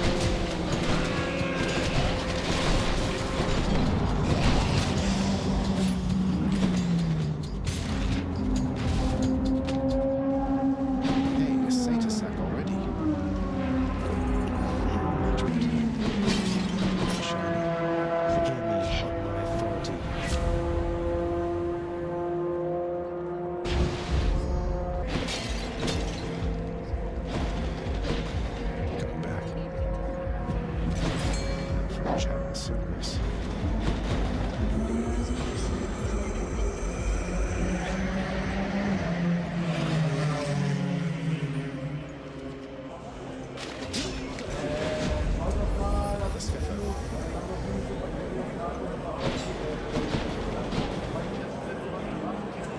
Let's just go for the mini ones, that's all.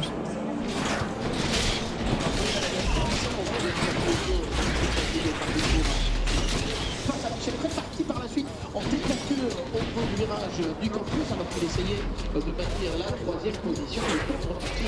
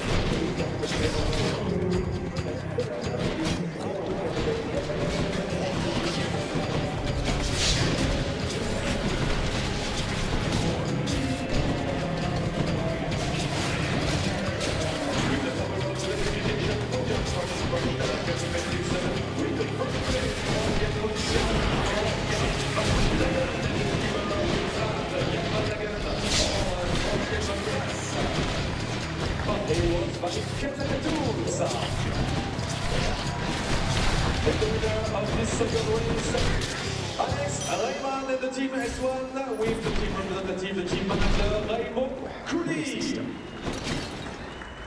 Voilà pour le podium. On va pouvoir écouter l'hymne estonien.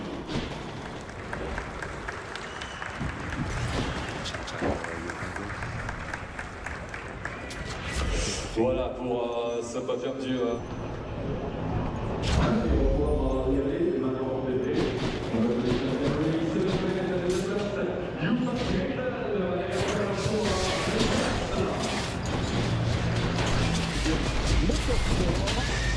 Le trophée de la deuxième position par votre One Managing Director pour la journée quinquennat et la formation 49 Racing. Et enfin, le trophée de la victoire. On va donc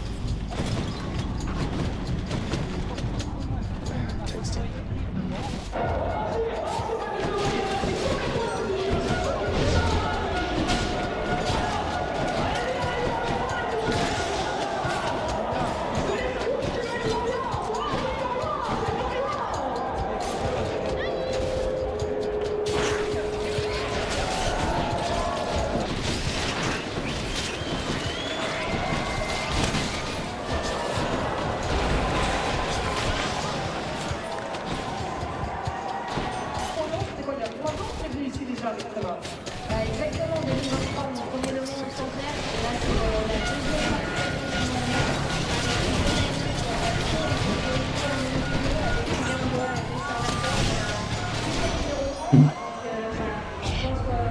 How must yearn to reach the surface, little goblin? Aussi sur la grille départ, quel succès pour le sport automobile au sens large, quel plaisir de vous accueillir ici sur le circuit de Spa-Francorchamps qui continue d'accueillir année après année les plus grands.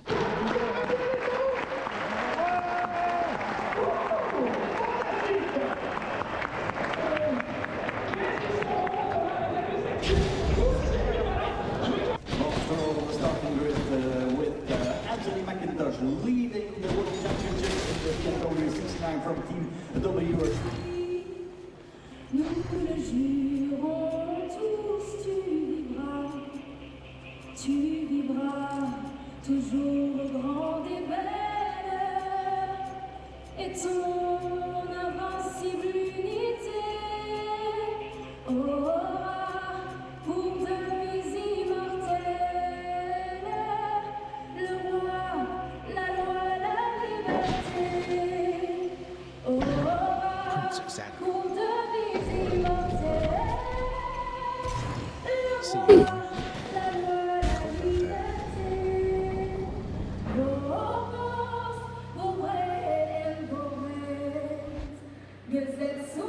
National belge chanté à cappella sur le circuit de Spa-Francorchamps. Merci beaucoup. Allez, le coucou. Think you can beat me this time, Father? You'll go not one step.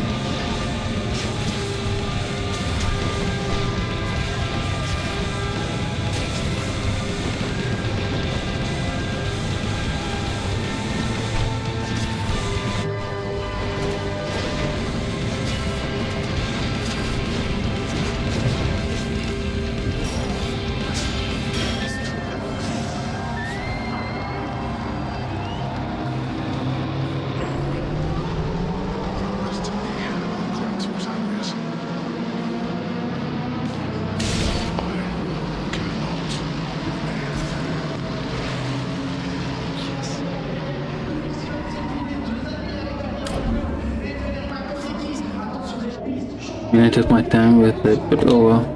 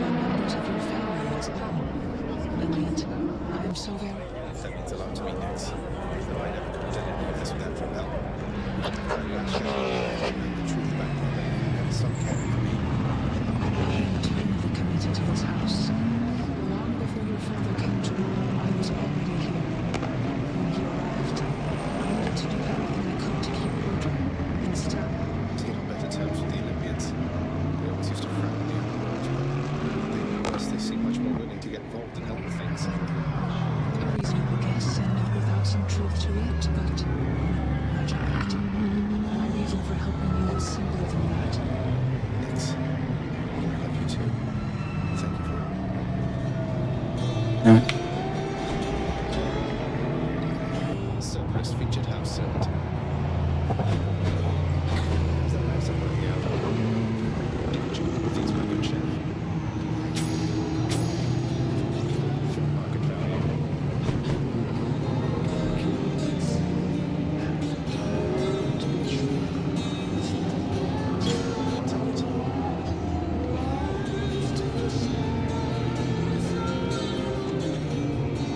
Take the special, please. It's a deal.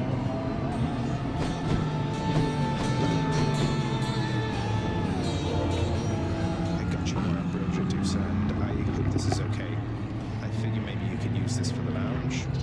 I'm sorry that I flew away last time you brought me something like this, Prince. I mean, Zagreus. It's real. Well, look, if I listened to everything I was told, my life would be a lot different in a lot worse off, That is done. The car is back on track with Enjoy yours, too. It wasn't long ago that I was just on the all by myself. Carrying 3 balls for Cerberus and you reminded me. Flying, but you cleaned out halfway before it hit the ground. Flew away before I got your name. I was so embarrassed. Of course, I thought I was done from here. But I got another chance. That was your doing, wasn't it? You were looking out for me all this time. I see you do so.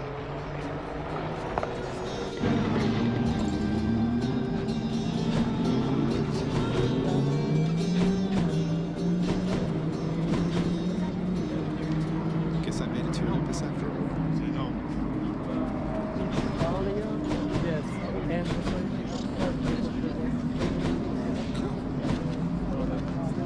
Remember your training, lad.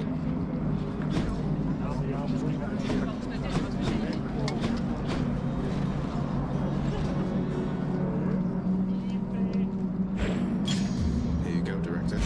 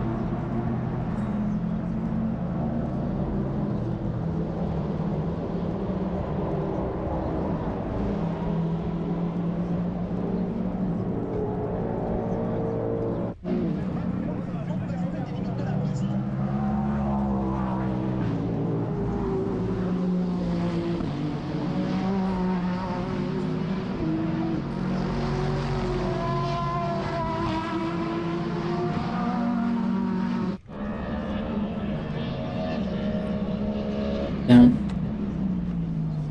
Boyo. The pact over there is the key to return. Trying to bore me to death with...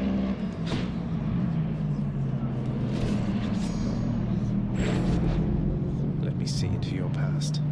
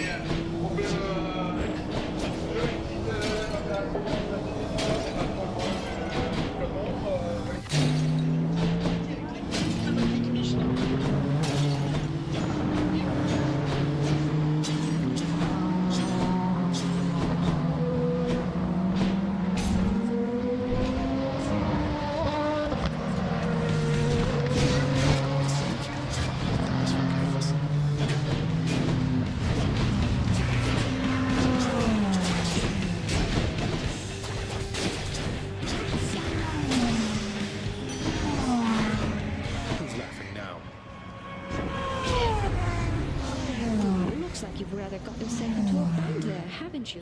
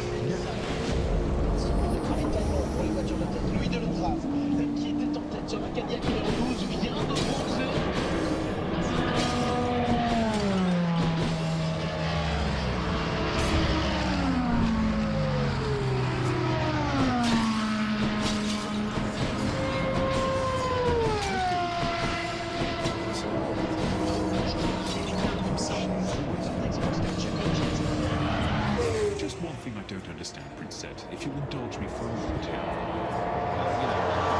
To get too comfortable thinking this place is foolproof. Sure, that makes sense. Well, from a certain point of view. Just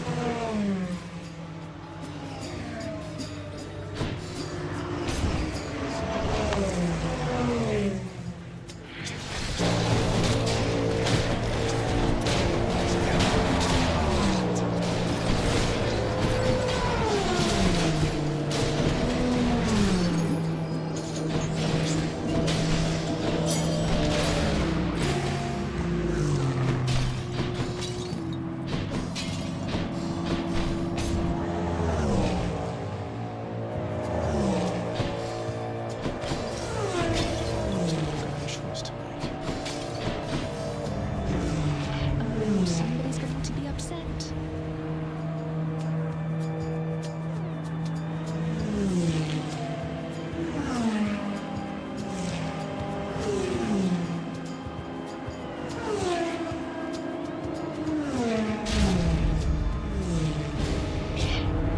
And here I was beginning to think that we had something special going, no? So that's the way it is then.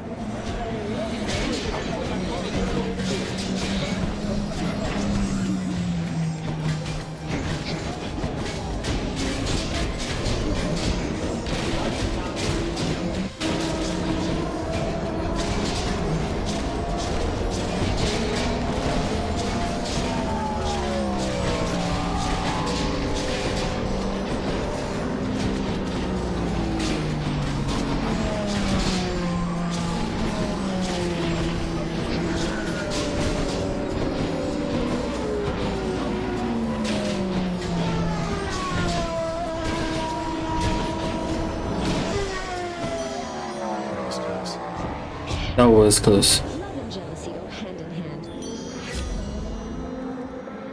hand. This early on.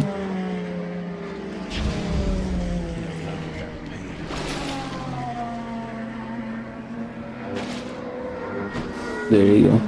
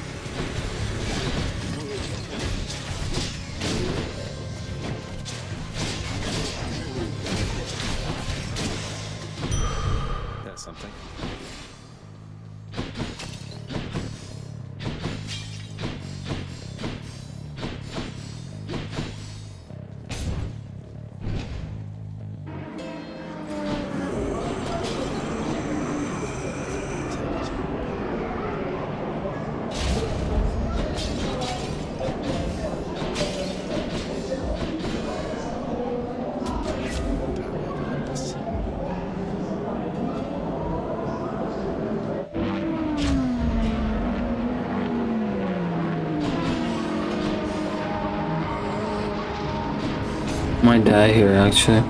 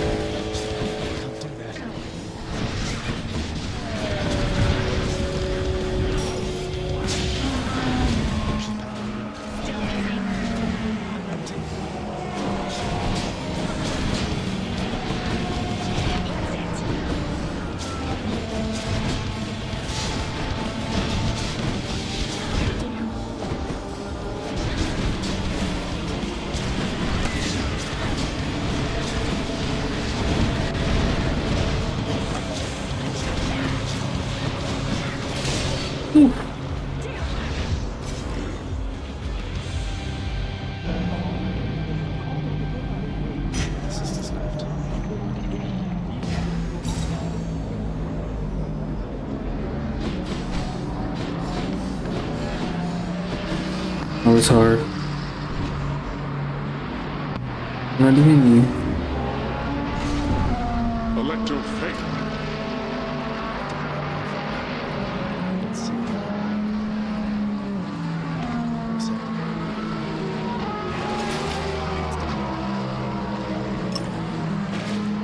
Can do that.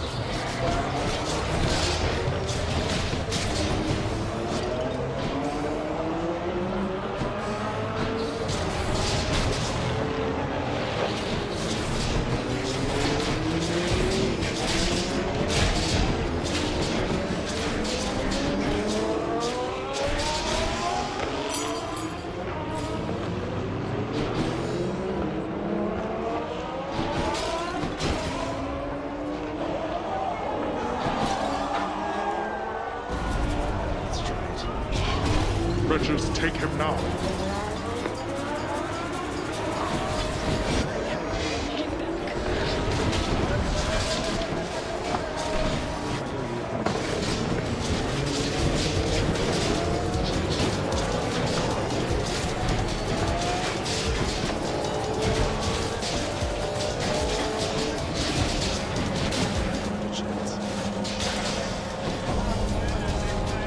Useless.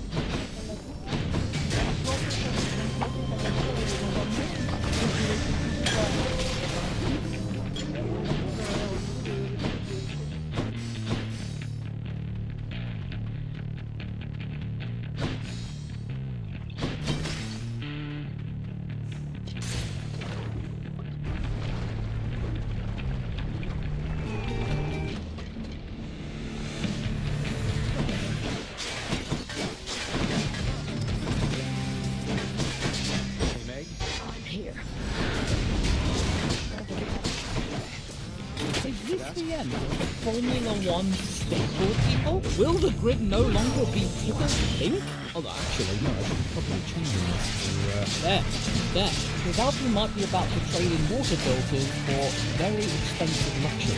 Fashion saved entrance, and while the reported Gucci Alpine story sounds ridiculous upon first hearing it, when you stop to think about it from a historical context, it just makes too much sense. According to GP Blog, Gucci could become Alpine's title sponsor from next year for a reported $30 to $60 million a year valuation, replacing BWT after its current deal ends this year. Now, of course, Alpine didn't confirm this because it would have taken all the momentum out of the announcement, but they didn't flat out deny it either. And if this turns out to be true, and if no other team takes up the pink colours, then this could be the end of BWT gracing its colour palette for teams like Force India, and then Racing Point, and then a little bit on the Aston Martins. I mean, pink worked because it was impossible to miss. We laughed at it at first, but eventually we just thought, well, you know, it's second nature. And if you ask me, I just preferred it when Alpine decided just to ditch the blue and went with all pink, or barely any blue, instead of trying to make...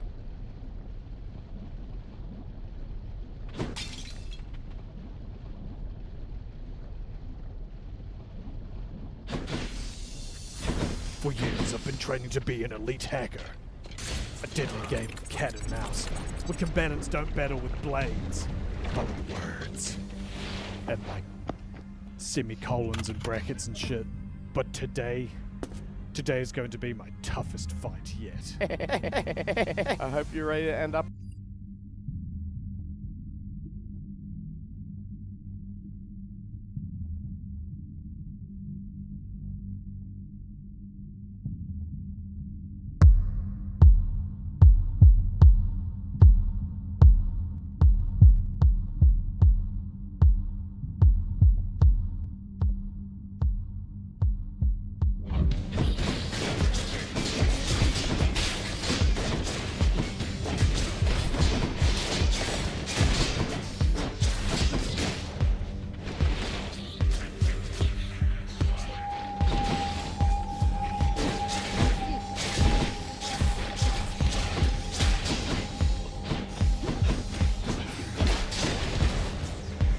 The only reason I'm using this is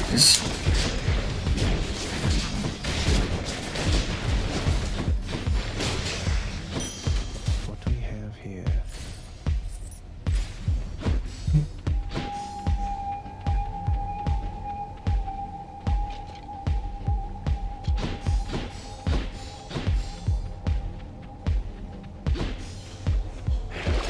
What's in the well this time?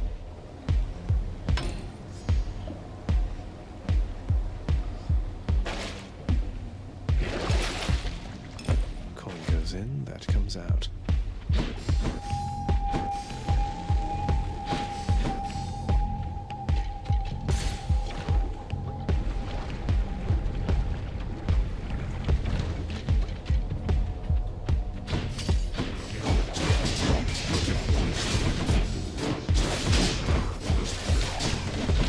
That's a relief.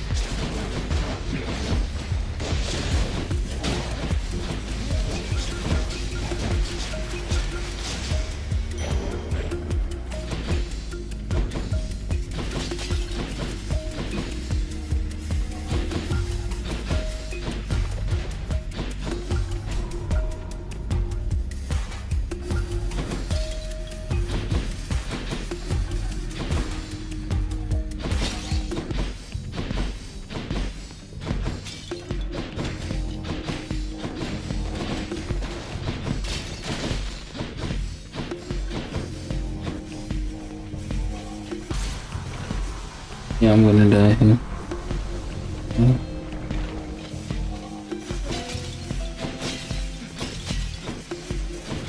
No worms permitted in this chamber. Should help keep me going.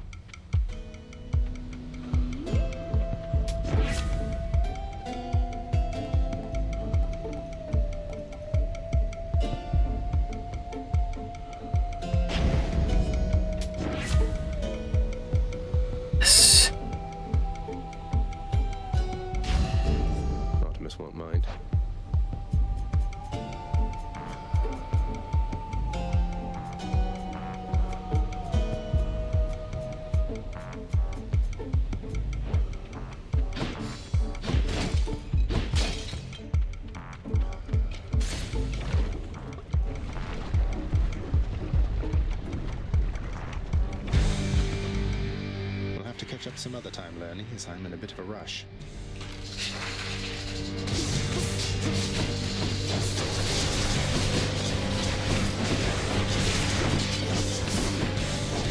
Back.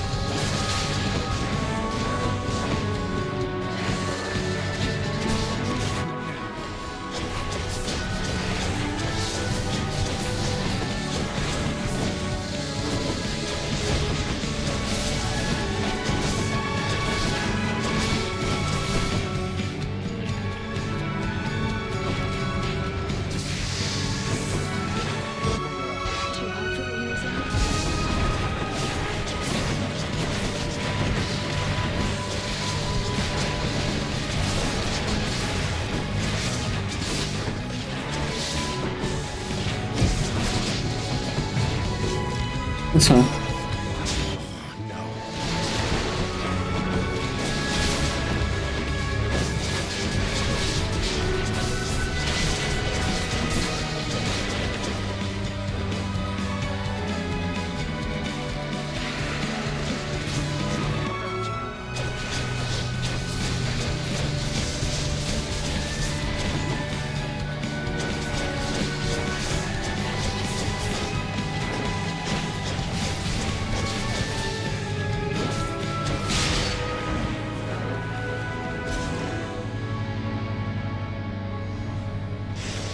Back to wherever your neck went.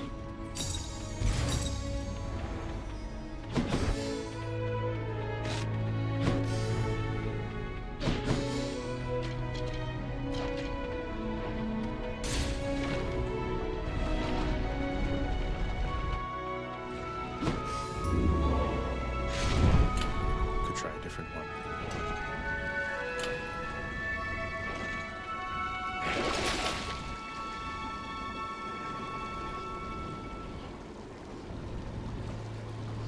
Looks handy.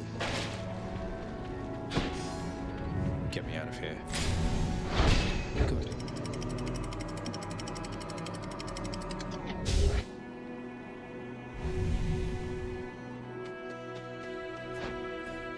The dead must have it pretty good up here.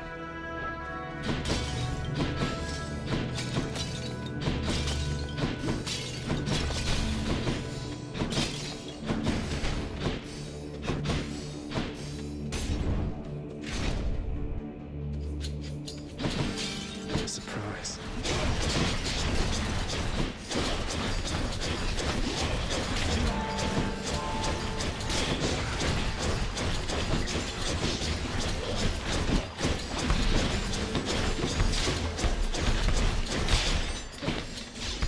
You want to die again?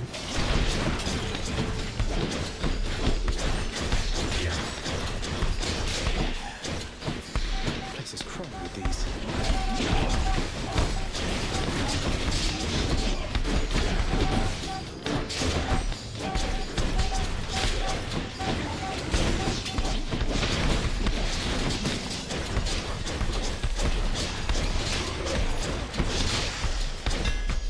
So much for them.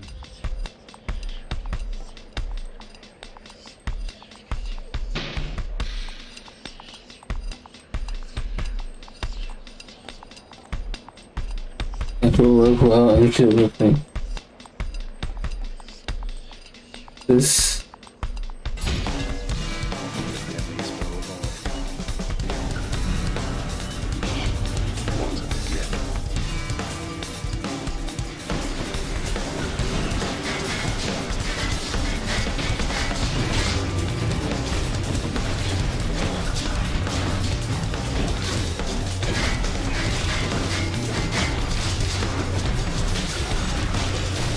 I was being a bit careless with that help, but that's fine.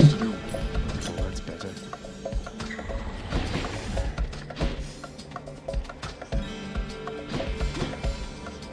Pretty nice.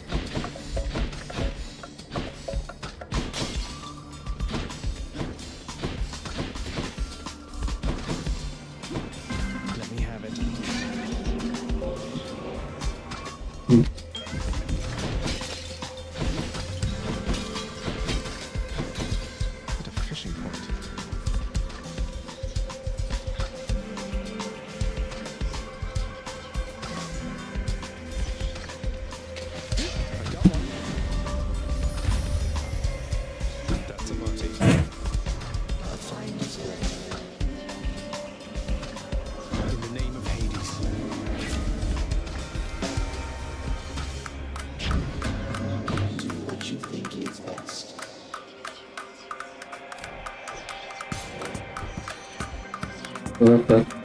Oh, wait.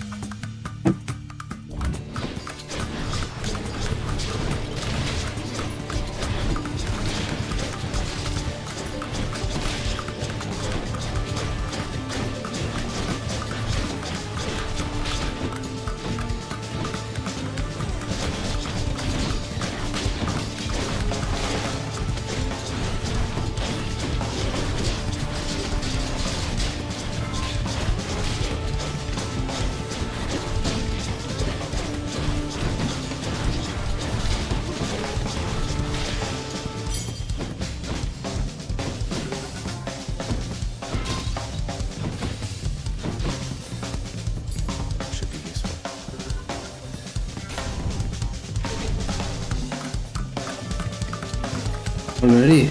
Yeah.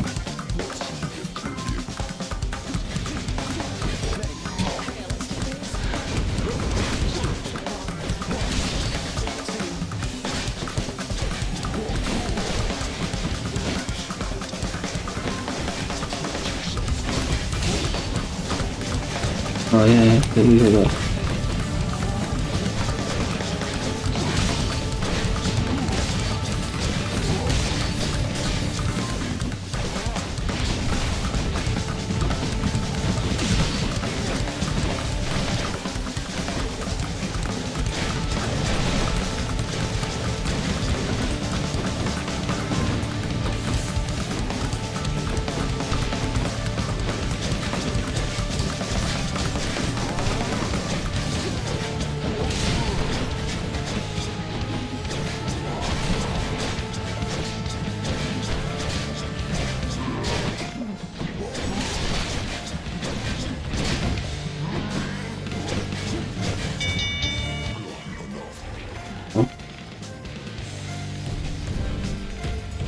Got you, Bullman. You found me, Optimus.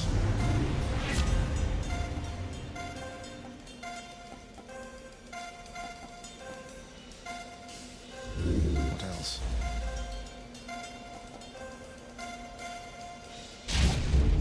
The dead had better hide.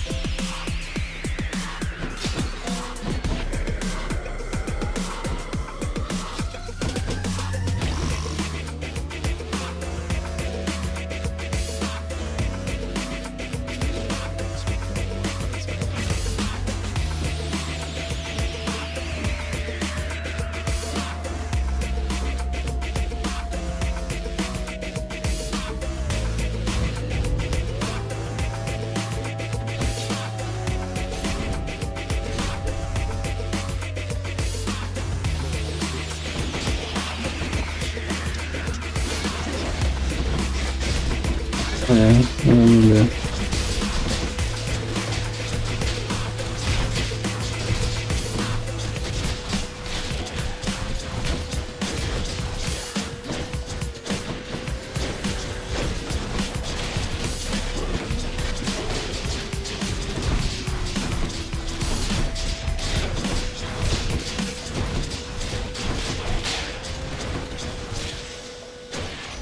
Message for me. Sono check-in custody.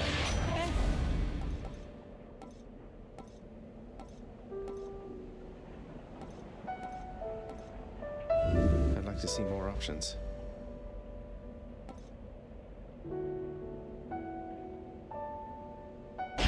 Oh, felt that.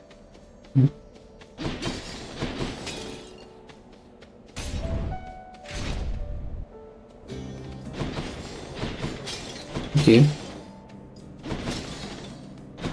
We have a visitor. I'm pleased to be of... Of course. Thanks, sir.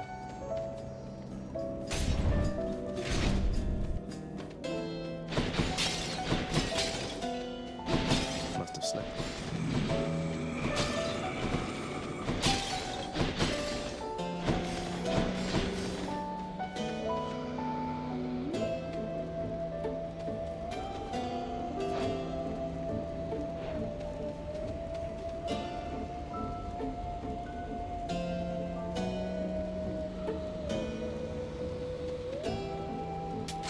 Should come in useful.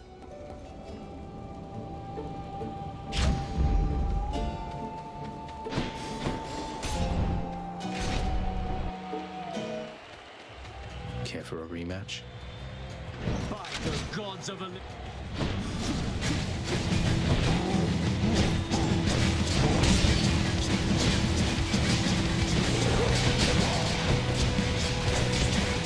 Fiend, who taught you such slow technique?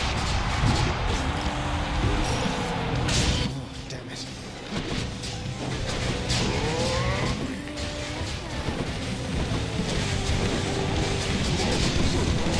Are they calling? Yeah.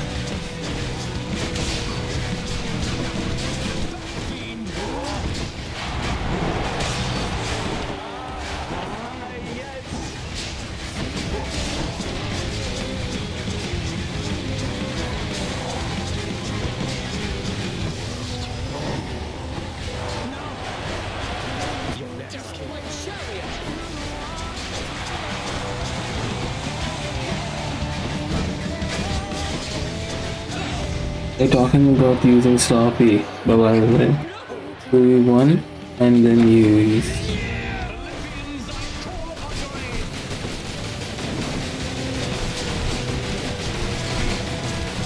unintentionally. They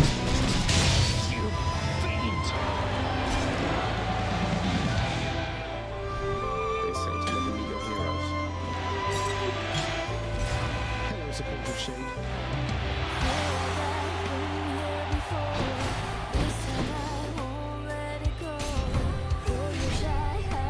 But I'm using multiple moves at once or now. Okay, move on.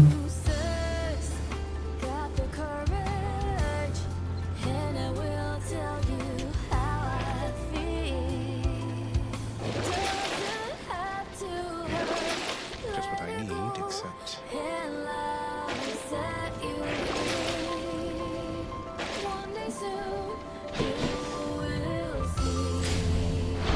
Thank you.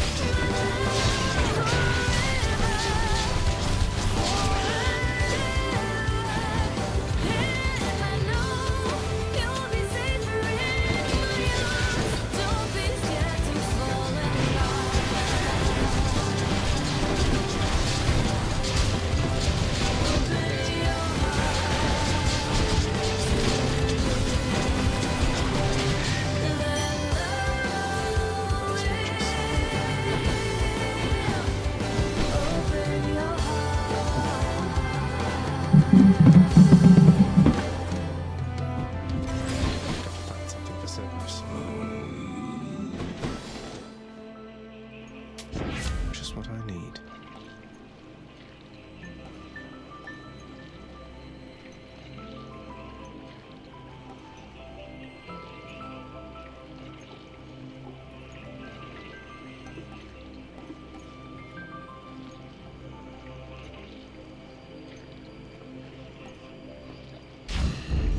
Desolation.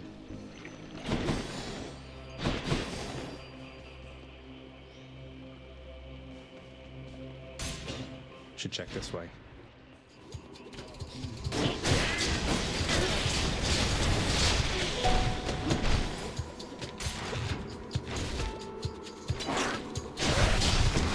Poisoned. Okay.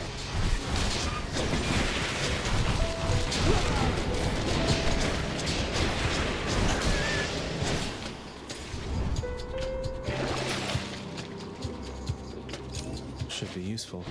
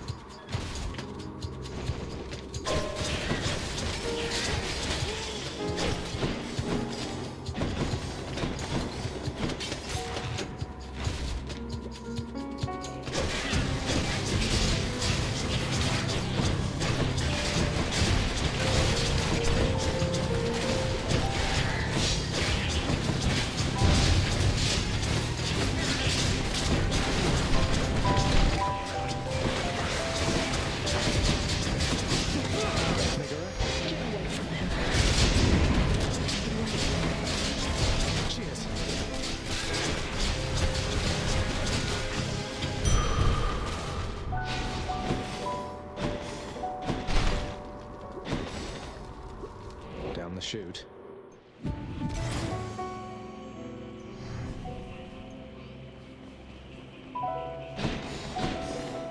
Something I can use. I'll pay for that. Wars waged over love, my king. Can you imagine that?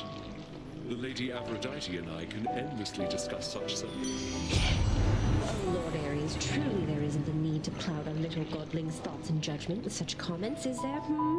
Let's give him what he wants, and we can carry on in private. Phew.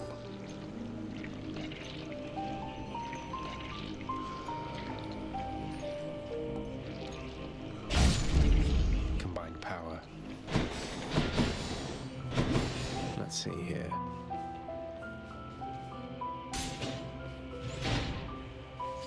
You.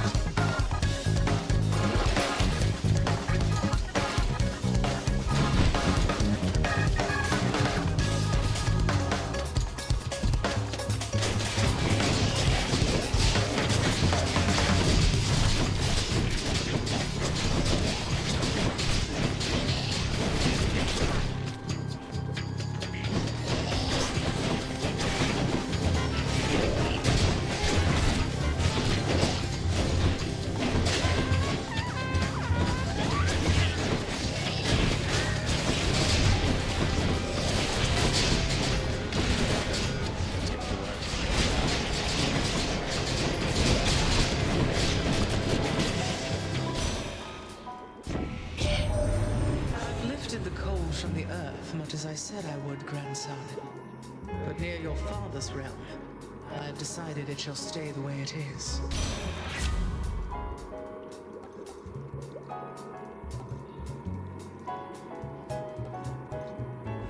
What else is there?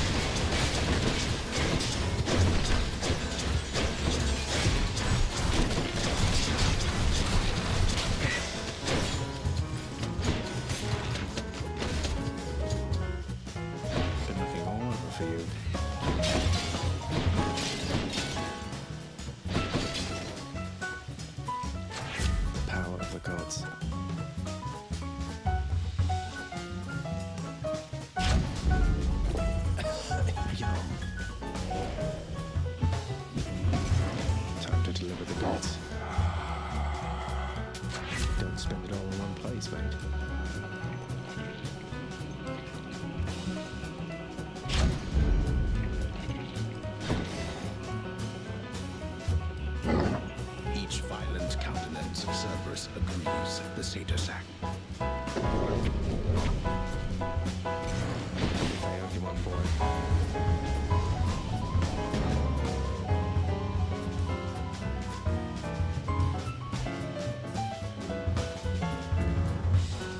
We're here, Coronact. May you serve Rama well, if you haven't already done so, I guess. I was reviewing the terms of the pact of punishment to which you are bound. Even when my servants resorted to extreme measures, you were still unable to surpass your dead. So now, it is my turn. Got you unprepared, did I? After Theseus and his Macedonian, I have expected to see you thundering around on some golden chariot of your own drawn by sable steeds, that sort of thing. But it's just you. It is just me indeed. However, that should be more than necessary here. No holding back this time, Zacchaeus. Are you ready?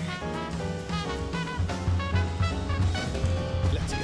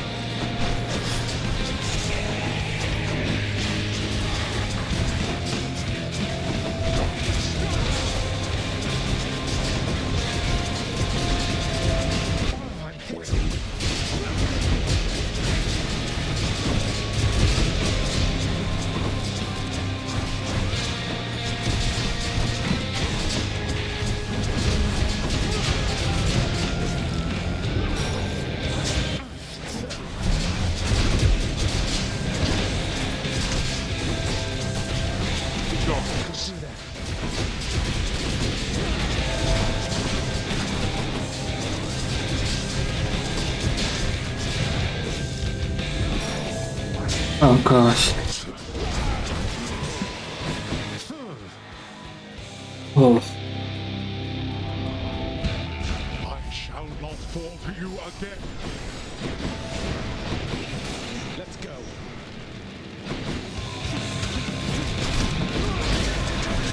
Hey, what the?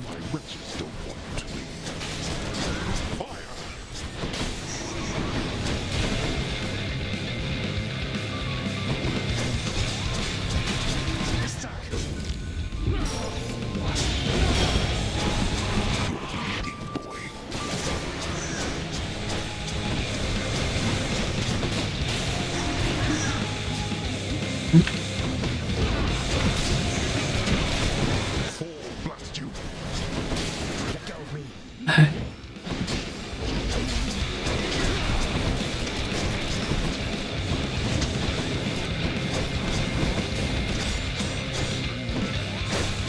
Through death, I regain life.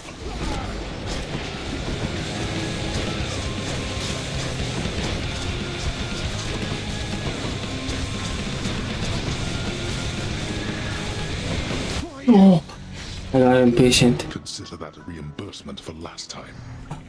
That's good though.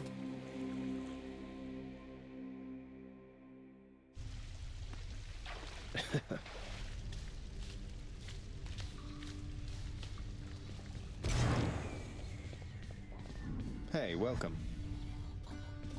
What? Welcome to the House of Hate. Ah, there you are. So, things with... Things are good, Zagreus. I'm from Olympus. And what understanding? That we're all we've got.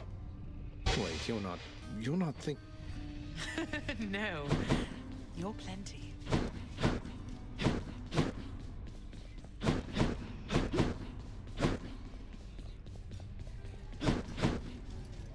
You found him after all? Because of Zag? That's... Oh. Mistress, for certain it is more than I deserve. Well, if your journeys take you from this house, then you are nothing but a Of course, mistress. I shall. By your... Here's the latest cat, chef. Use them wisely, my friend.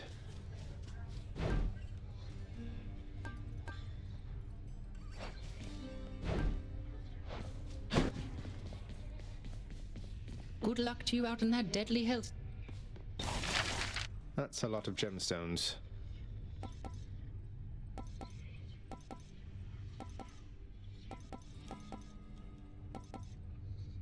Can't buy that.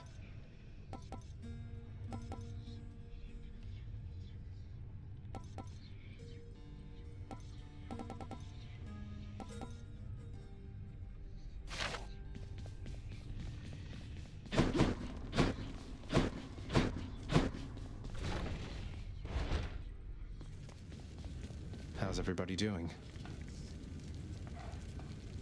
Enough numbers for now.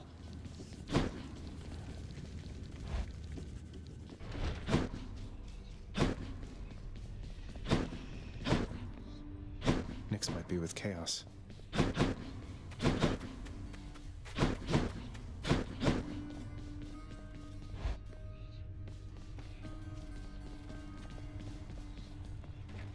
Utterly immovable.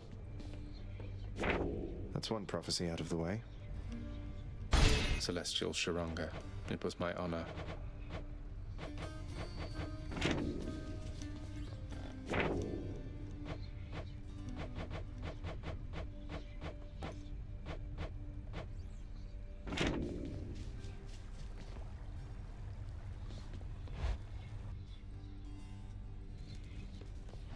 How's it going, Skelly? Haven't moved a muscle. Let's test the bond between us.